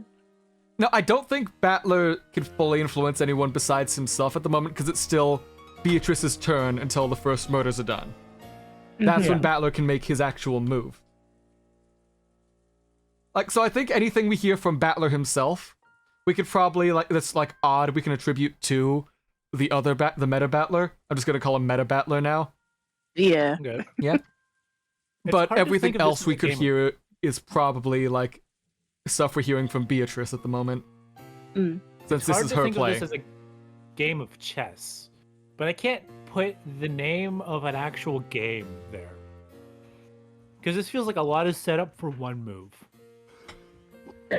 Well, it's also the biggest move she has to do with, like, picking the first murders and setting everything going. Feels like a 'Cause, like- real-time strategy game. Not really. An RTS. Nah. Or like a war game. I'll give you War Game, but not really like RTS. That's a different, like, kind Yeah. of play. It's kind of like setting up shit in D&D, but without the dice rolls. Yeah, sure, I'll give you that. Yeah. Yeah. Normally that would have been a light joke, but it had come with the mystery guest calling herself Beatrice, who no one had invited, had marched in off the day of the family conference, the day of the inheritance distribution discussion, which even without the witch was threatening enough to become a bloodbath. There was no way the Battler's joke could be welcomed with laughter.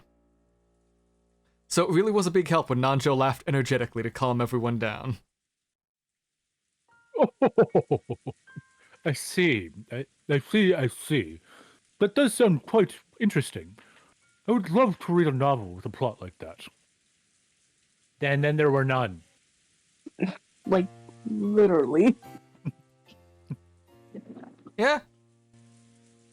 Yeah, it's pretty much, yeah. Anyway. Well, I don't think that could happen in reality. After all, right now on this island, there's 1, 2, 3, 18 people, right? Yeah. If she did something weird, we could immediately restrain her, and thanks to the typhoon, she can't even leave the island. Basically, there's just no way she could even pull off a crazy crime like that. And then she's gonna pull off crazy crimes like that, and you can't stop her. Because she's just gonna magically disappear. They're probably gonna see, oh no, the first dead bodies, let's run to go blame Beatrice. She's fucking gone from her room, and they can't find her until the very end. Turning into butterflies and all that nonsense. Mm-hmm. Though, since she's done it before, she'll probably also taunt Canon by popping in saying, oh, look at you. And then, like, fuck off. I killed your sister. Nah, Canon's gonna die first, I could feel it. I agree. In a dead end without any way to escape, and in a situation where everyone is suspicious of her, I really don't think she could pull off a terrifying revenge tragedy like that. I imagine not. If revenge was her aim, it would have been more realistic for her to come in secret, without showing herself. You don't often hear about people appearing openly for revenge except in historical plays. Hamlet? Hold on, cat's in the way. Oh. Meow meow, come on. Yeah. I still can't get over in Hamlet how Hamlet's plot kills more people than the original murder. Yeah. It do be like that sometimes. Just gotta watch a bunch of people die by accident. It kills a bunch of people, including his target and himself. Well, it could be worse. You want to be that one surgery that had a 300% suicide, like, mortality rate? Yeah. I still think that's one of the funniest and most tragic, like, medical accidents in the world. Mm-hmm. Mm-hmm. Because, what was it? He did it so fast. He ended up cutting off his through the guy's leg. thumb, He cut through his assistant's thumb, and then cut through himself. I think. And then somebody died of shock. Yeah, something like that. Mm-hmm. Anyway. All right. Anyways, cat's finally settled down. So. And I think he was actually arrested for medical malpractice. Hmm. Go on. Right. I wouldn't be so sure about that. Revenge is based on emotion, not freaking logic. And if she wants revenge so badly, she's ready to give her life for it. She might not be much afraid of the police or the number of people, or that there's no way out. It's alright, Jessica-chan. Nothing as horrible as we imagine will happen. No, it'll be worse! Hey, I took a bite of food. Well, stop that.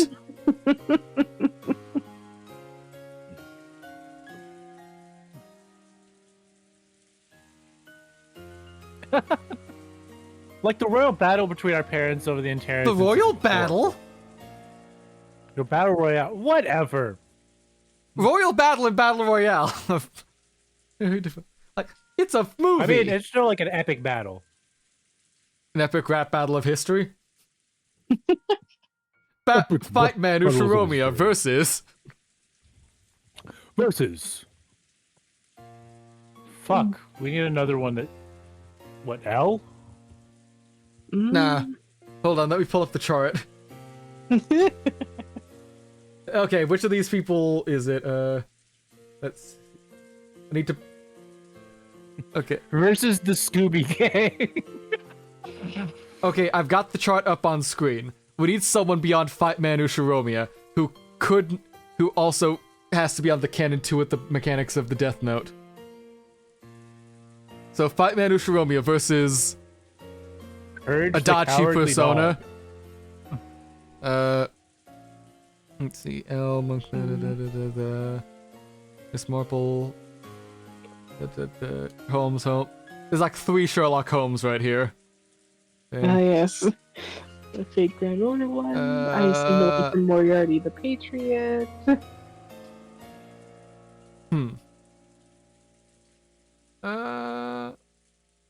They also need to be someone we can give a stupid name like Fight Man Ushiromiya.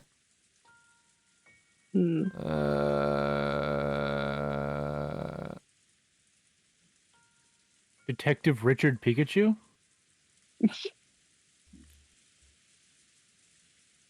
Eh. I believe he deserves a first name.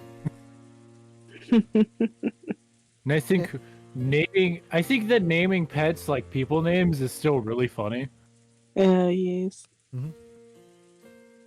Anyway, back to the game.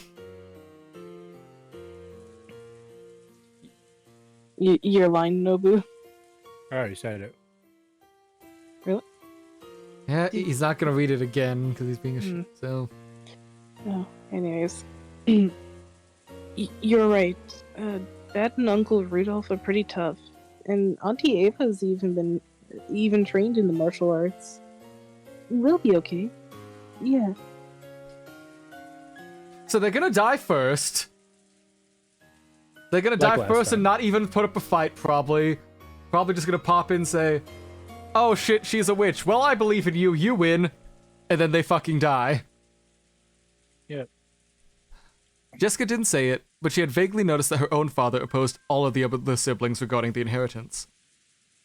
They acted like everything was good in front of the children, but when that pretense was lifted away, like it had been at dinner, it would become a tumultuous uproar.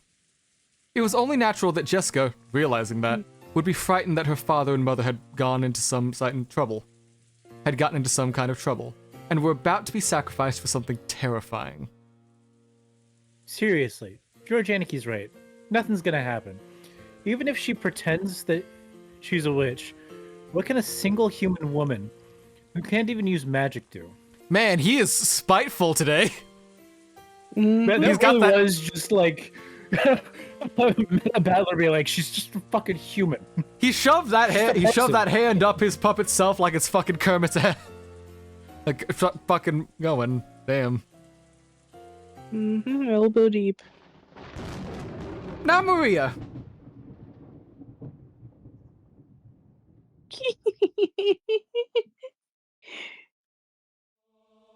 That sudden creepy laugh made all of us jump. And when we realized that the strange laugh was coming from Maria, we were shocked again. So that's how it is. That's your perception, isn't it, Battler? What is? Don't laugh all creepy like that.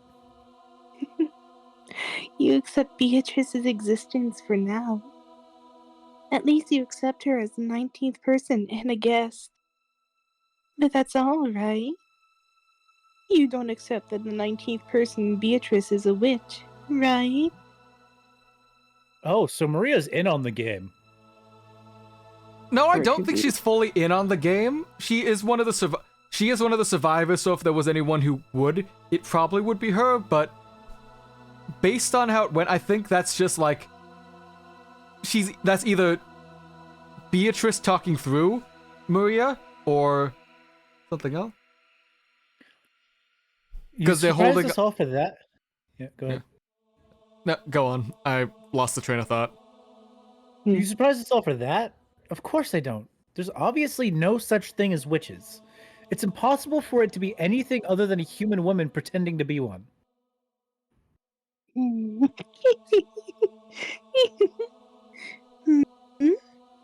That makes no sense, Battler. That's a devil's proof, you know. There's obviously no such thing as witches. But that means you've never met a witch. And doesn't mean you can deny that witches exist, right? That's right. That really is right. I can't prove that witches don't exist. However, even if I can't prove it, I can claim it. I claim that witches don't exist. How? How can you claim that witches don't exist, even though you can't prove it? Because stuff like that doesn't exist.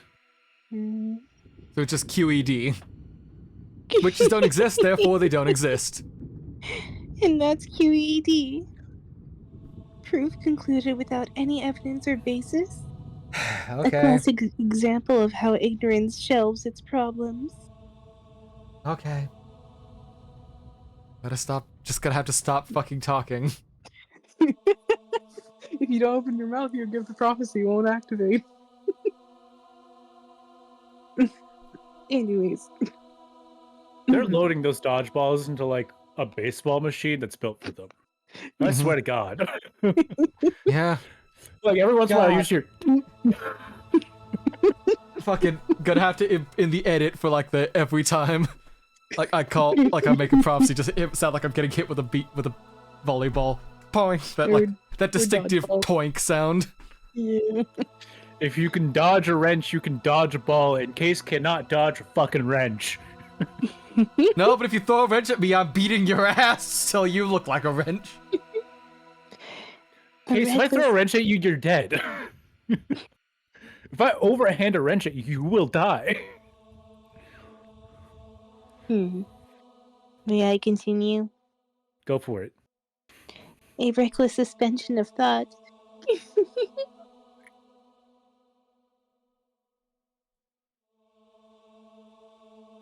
In that case, I have one answer, Maria.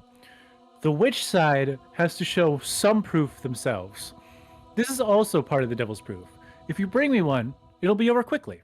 Yeah, just like send a shooting star, some magic bullshit in front of us. There, blatant magic. If witches are real, Dr. Nanja will die right now. I'm sorry, what? In our case, this lady calling herself Beatrice just has to perform some magnificent magic, like sending out some sparkling stars with her wand or something, and show us something that's impossible for humans, right? Come on, you two! Please settle down. Kumasawa noticed that the atmosphere between them was getting worse and tried to calm them.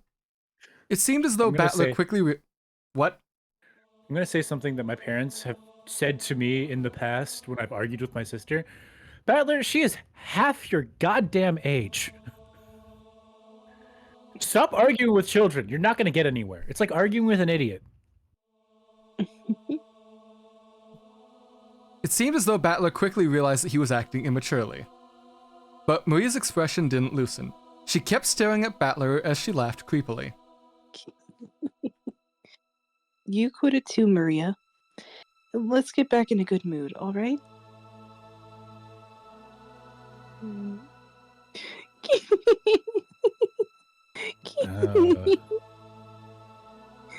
If that's what you want, Beatrice will show you, I'm sure. Something impossible for humans. And then you two will believe, right? About Beatrice. Oh, fuck. Sure. Yeah. If she lets me have a look-see, I'll believe. It's a chess argument between the witch and you, Battler. If you get checkmated, you will believe in the witch. Has Battler brought up anything about like the turning the chessboard around yet? No, Don't think so in this timeline. Then that's Again, just I think a very like, huh. We don't know exactly that's how much. We don't exactly know how much events from the first episode carried over in similar manner as the second one. So Yeah. They could have just. Go ahead. Oh, that's a stylish analogy. The witch shows her magic. My king is put into check. I quibble, saving that it would be possible to reproduce that by measures even a human could take and create an escape for my king. If I can't do that, it's checkmate. That's a pretty good analogy. Battler. In chess, you and your opponent have pieces which move in the same way. That's why you can read your opponent's moves. But you know what? You haven't supposed that your opponent's pieces might be able to move in much more strange ways than yours. You simply assume that since witches shouldn't exist, the movements of Beatrice's pieces will obviously be the same as your own. Alternatively, we've just not seen all of Beatrice's pieces, and she's got like a magic familiars or some bullshit. Maybe. Like hell, pull out a fucking devil goat man and kick the shit out of someone. Might as well, why not? What? What? Sorry. Baphomet. The devil goat man? Oh, okay, I couldn't fully understand what you were saying, but yeah, why not? Pull out Baphomet. Hell, pull out Lucifer and Asmodeus. You already got the devil stakes related to the sins. Go ahead. Hell, it's even anime. Turn them into pretty anime girls too. Why not? But only if they're the hot anime girls. Yeah, I think they'll probably be the hot anime girls. We'll see. Anyways, right. But the thing is, sorry, battler, but your chess partner isn't human. She's a witch. She can move her pieces in ways that humans can't. Right now, your perception of that is wrong. Battler, you like Auntie Kyrie's chessboard thinking, right? Yeah? I like that style of thinking where you stand on your opponent's position. And that's no good. Even though your opponent is a witch, you won't accept that. So you can't understand the moves a witch can make. And your chessboard thinking won't work. Your perception of your opponent is wrong. The very first premise of a chessboard thinking is broken down. Oh? Is that what you think? Is that what you say? You cannot win in chess against a witch. So not... Did that pop up in... Sonata. That didn't pop up in the great... But that's a very, like... It's a very specific way of saying you. Yeah. What, is that like how Beatrice is saying it in the Japanese we're not hearing? So it's literally Beatrice speaking through Maria, saying, fuck you, battler. Because I believe another way of saying you in Japanese is kimi. Kimi, anata. Sonata I can see is like a modulation of anata, so... Yeah. Okay. Oh, is this a proposal again? I do not know what happened after that. We servants were ordered not to approach the dining room. I see. So, Shannon, have you ever met this person called Beatrice before? I have no idea. That was a slightly odd way to say it. I thought it didn't sound like she meant her memory was vague. For us servants, Beatrice-sama is another master of this mansion. Some speak as if we spread that rumor due to having been influenced by the master, but since the time I started working here, the story of Beatrice-sama was already whispered about. I heard about it before. How you'll get cursed if you don't respect her, and how there was a servant who actually had an accident that way. Yes, but it's true as some people believed more or less than others. I, believe that respect for that sort of thing shouldn't be forgotten. So I have never doubted that she exists. I dimly believe that, an uncertain being called the Golden Witch surely existed. And then, that witch whose existence was uncertain actually showed herself and came in openly through the entrance hall. Is that what happened? I don't know. I don't know anything. So she's just choosing to lie. When you brought her dinner, did you talk about anything? No, nothing. Yes, she is absolutely lying. I see. Still, a witch that eats foods, somehow that doesn't sound so realistic. Maybe it's just someone who knows about the witch legend on this island taking Beatrice's name after all. I think you've probably come to respect Beatrice and think of her as something like a guardian goddess of the mansion.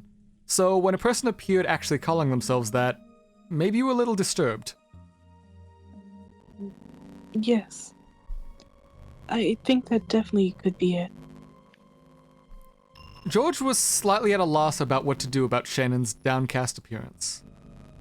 Possibly, not just Genji, but also the young servants, including Shannon, had been strictly questions about whether they had a clue who this person called Beatrice was. Thinking that, he tried to cheer her up somehow. Like Maria and Jessica, Shannon too must be unable to completely hide her agitation over the sudden visit of a person calling herself the Golden Witch. He thought that must be the case, but George had no way of knowing what was in Shannon's heart. Shannon was bitter and sad. The door to the Golden Land would be opened. The witch had definitely told her that. That meant the demise of everything. Even if she accepted the ring from George, now they could never be married. No, in the first place, did furniture like her have the right to be married? Even if the witch hadn't come to tell of their demise, wasn't it fated to fail sometime or another? Hadn't she turned her gaze towards the fun days with George and purposefully closed her eyes to this sad reality?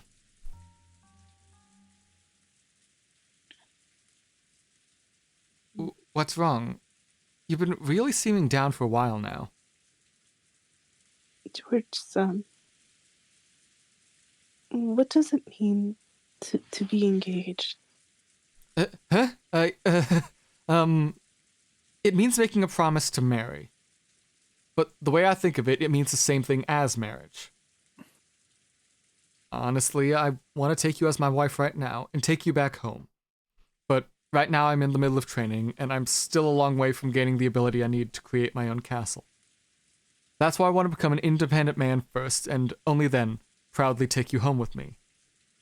I'm not talking about the distant future, I just want you to wait a short 3 years. But even so, I don't want to lie about my feelings for the next 3 years. So, I decided to give you an engagement ring. That might be shameful a reason as a man. An engagement ring because I want you to wait because I can't balance a wife and a job might be shameful. But I will never.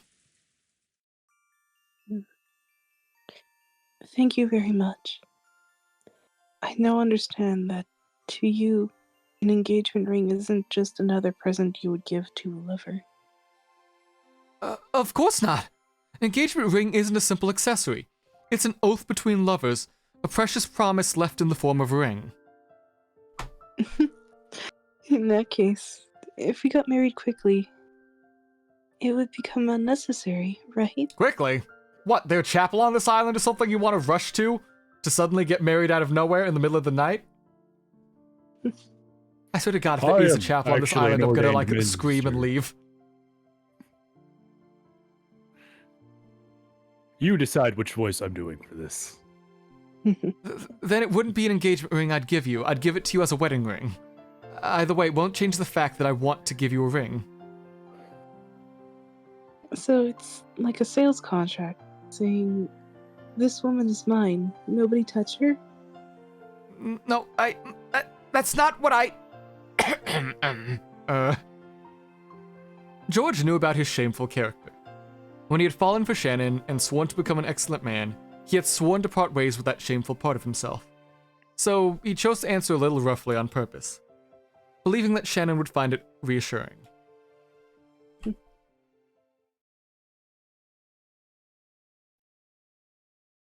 No, that may be exactly it. Sayo, I'll make you my wife.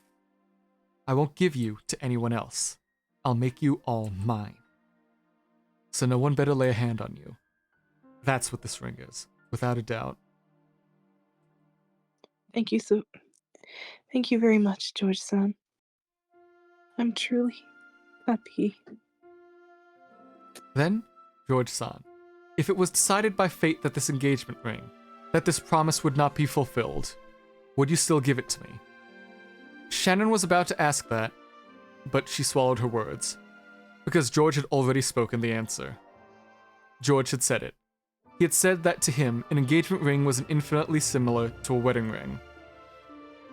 Therefore, accepting George's ring had far more sacred significance than a promise to marry. Which is why I will stop calling this an engagement ring. From now on, this isn't an engagement. It's a wedding ring. Is that alright? Is it alright to, just proclaim that we're married without God's blessing? Yeah. It's enough to tell God, Father, and Mother about it afterwards. We'll declare the two of us have been joined in marriage. No one can overturn it. George-san. Sorry. No, it's alright. I already said the line. I'm not saying this because of a momentary emotion. I'm not just looking at how you are now. I'm looking at how you'll be tomorrow and the next day. I'm even gazing as you will be in the old... I'm even gazing as you'll be in old age, in the future, as I say this. You're always telling me about that, George-san. About how you want to spend your old age slowly, surrounded by sprightly children and grandchildren. Yeah. At that time, an older you will be beside me, which is why I predict, no, what I foresee. Yes, because that day will surely come. Will it surely come? Is it okay for me to believe? Yes, surely. Definitely. And this ring proves it without words. Show it to me. Please.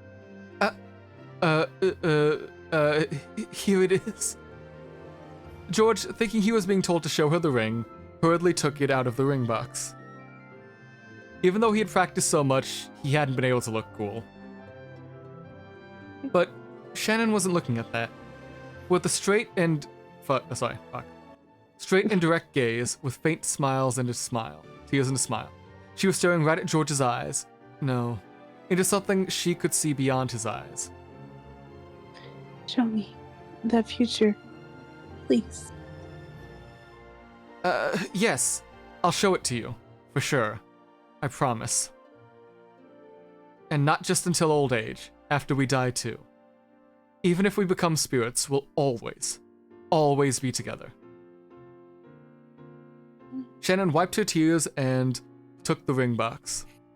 Inside was a diamond ring more than worthy of a blessing of the two of them. George had said the line that he had practiced over and over again inside his head.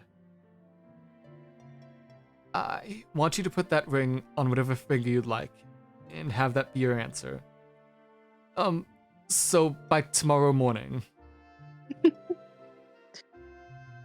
Oh, she's just putting it on now, okay. Shannon smiled, took the ring, and with a completely natural movement, put it on the ring finger of her left hand. It really had looked like a very, very natural movement. And for a while, George was stunned.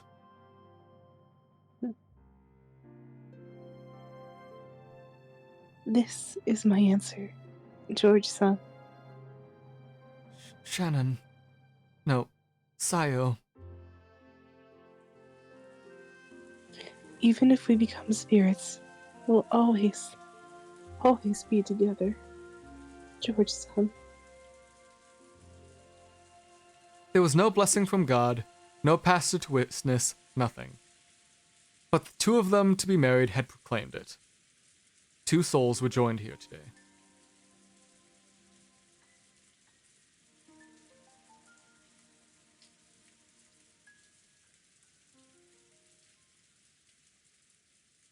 How y'all feeling, by the way? It's been about 2 hours, so... What's the, when's the next ad supposed to play? What? Like 11 minutes, so... Alright, so we have time. Yeah. Hey, son, you're an idiot. Am I really? Even though you're furniture. I'm not furniture. Not anymore. Liar.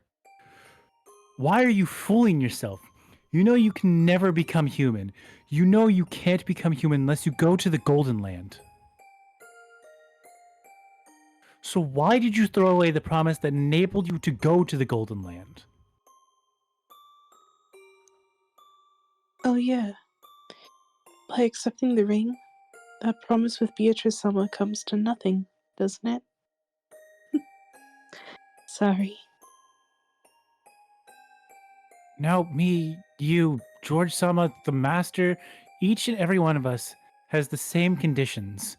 13 people will be made sacrifices. Only 5 will be invited to the Golden Land, and you rejected one of those places. Yourself. That's odd. It looks like you're the one with lingering regrets, Kanon-kun. You're the one with regrets, aren't you, Nason? You got engaged, right? Even though you knew it was fate that it would never be fulfilled. Yep. I promised that we would always be together for eternity. So you know what? In that instant, our eternity was completed. Even if we become sacrifices, it's already completed. So it's alright. Kanon-kun, you're the one who actually has regrets. We're furniture, right? No matter what the result, we will be freed. In that case, it doesn't matter whether we go to the Golden Land or not. And yet you're set on going to the Golden Land. You want to become human no matter what, right? Why? Because I want to become human. I've had enough of being furniture. Why? I want to fall in love as well. Tears spilled from both of Kanon's eyes, and he howled. I like Milady, and seeing her on that day, I started liking her even more, and I heard that Milady also liked me. I was really happy, but I'm furniture. I can't accept Milady's feelings. Milady? That's where you're wrong. We may be furniture. We may be less than human. But I learned that doesn't mean we aren't qualified to love. I believed that if we could make those feelings eternal, we were better without them. I just decided that someday a day would come when I would disappear and the world would definitely hurt her. No, that's wrong. I was just frightened. I was just afraid and thought if love could not be eternal, I was better off not knowing it. Cicadas fall in love during a span of only a few weeks out of their whole lives. And then they disappear. I don't think there are any cicadas that don't fall in love, because it will be over in a few weeks. But then when will the cicadas cry?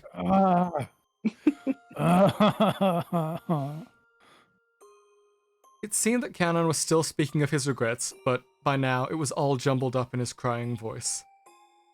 I hate that witch. Why did she plant these feelings in me? If only she hadn't pulled that weird prank, I wouldn't have paid Milady any notice. Beatrice-sama is so cruel, isn't she? To make you cry bitter tears, she played games with your fate. But the witch probably isn't achieving what she plotted. After all, Knowing love isn't a lingering attachment that ties you to life.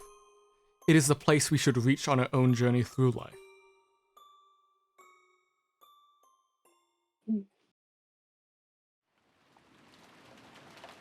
And Beatrice's time to shine, where she's gonna kill people. so there you have it, Kanon. That promise you worked so hard for has now come to nothing. Well, now, with this, the conditions for all the pieces are the same. There are 18 pieces. 13 will be sacrificed. Who will the 5 survivors be? Or will someone destroy this ritual? Who? How?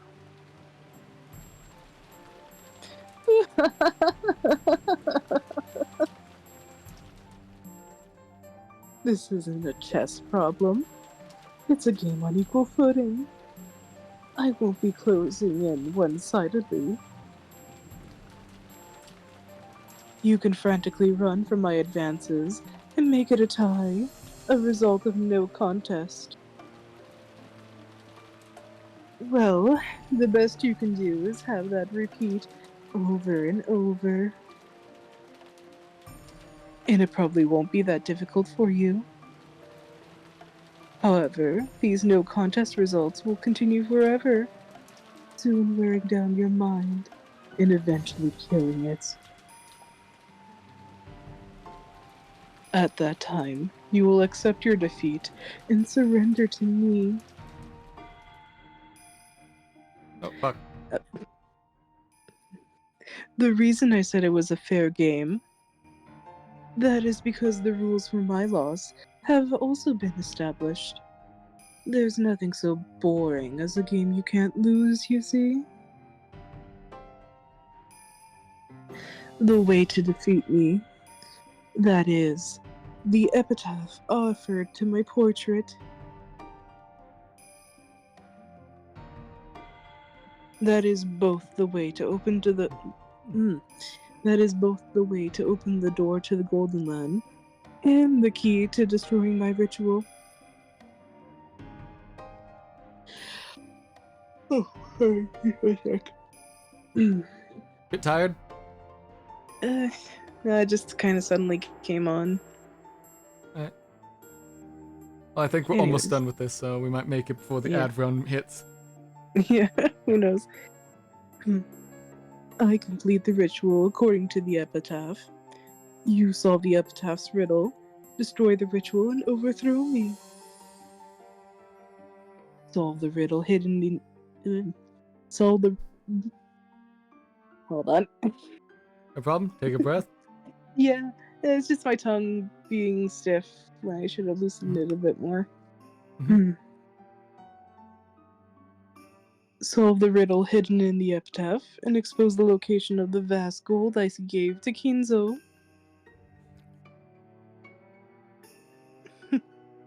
What result will this game show us? I'm expecting a good fight from you. Entertain me, Ushiromiya Battaner. Bum bum bum! Oh my god! Hey, look, There's a a church. fucking chapel! God damn it! Of course they have a fucking chapel. Ugh. I have no objections. Natsui and I accept it. I can't believe it. I don't want to, but that is reality, isn't it? Natsuhi, choose your words more carefully. She is this family's most honored guest. Wait, we accept it too? There's nothing more to say. Yes, I accept it. I have absolutely no complaints. I can't believe that you really... I have to honestly respect you. Me too. Incredible. I genuinely respect you, so I have to accept it. I accept it too. Still, can't believe it, but what can you do? You've proven devils. You win.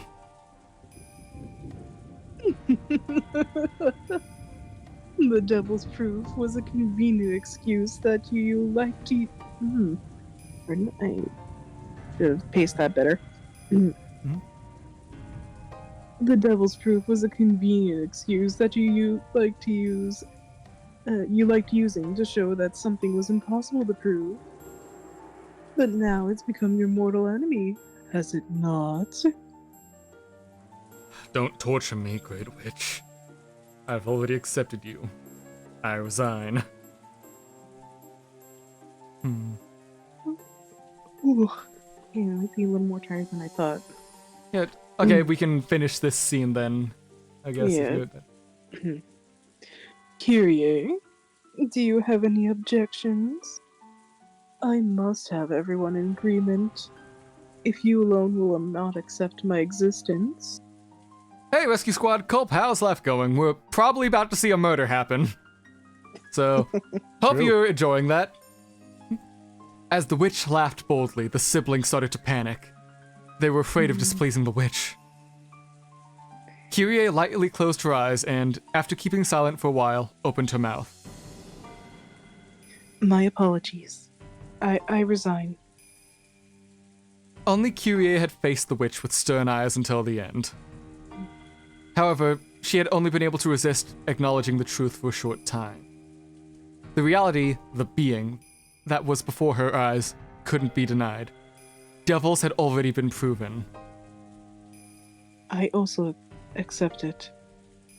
You are Beatrice, the Ushiromiya family alchemist, and a user of great magic. I must accept the fact that you are a witch. So I think it's them Can't that are wait for dead now. Battler I can't wait for Battler to be like, nah, this is bullshit. Okay, I think this might be the ending before. It's like just like a ending slideshow like last time, So just showing where everyone is. All the parents are dead now? All the parents, except maybe Rosa. Because I want Rosa to not be dead for my guess to be right. Alright.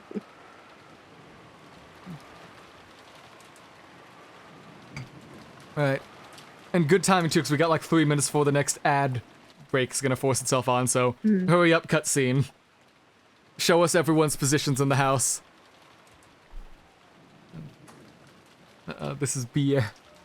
Fuck you mean no-oh?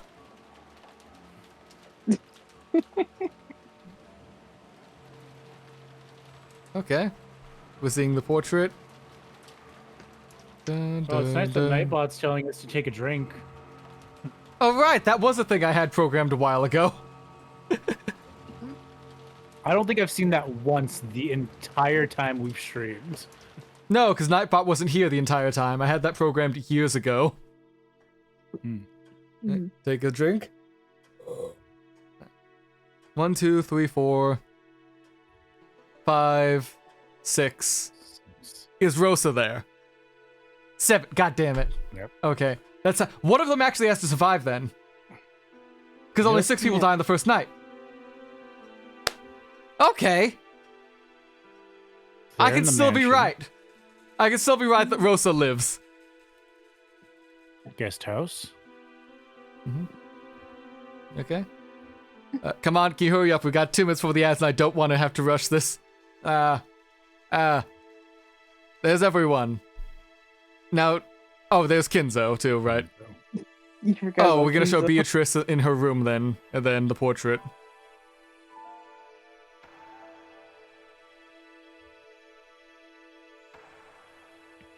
Okay.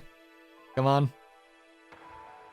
We should make it in time. I just hurry up. Just show us the like flutter along the screen. Like dramatic build up, I get it. Thank you. Okay, we've got literally a minute till ads are about to start, so I'm just gonna play them now. Thank you all for watching. In this bit, we'll be back on the other side of the ads in a minute. God, I need to go to the restroom and get a drink. I also need to use the bathroom.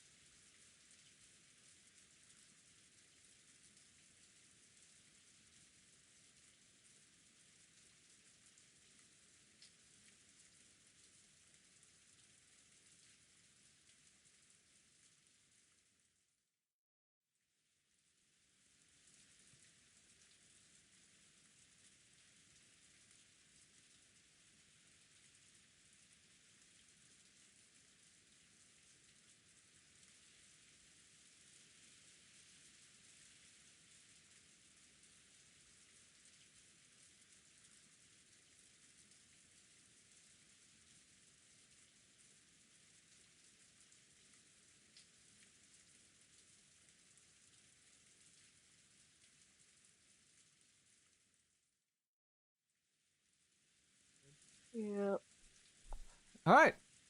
That is the first batch of people. It showed. So in the chapel, we got shown that like everyone was like all the parents and stuff were there, but only 6 people can die in the first Twilight. So I think my initial guesses were right too, except that like I do think Rosa's gonna survive and continue and be like the main bitch of this chapter because she was there. So I think she'll somehow live, but I think because this was our predictions earlier, switching to where I guessed Kraus, Rudolph, Natsuhi, Kyrie, Najo, and Ava.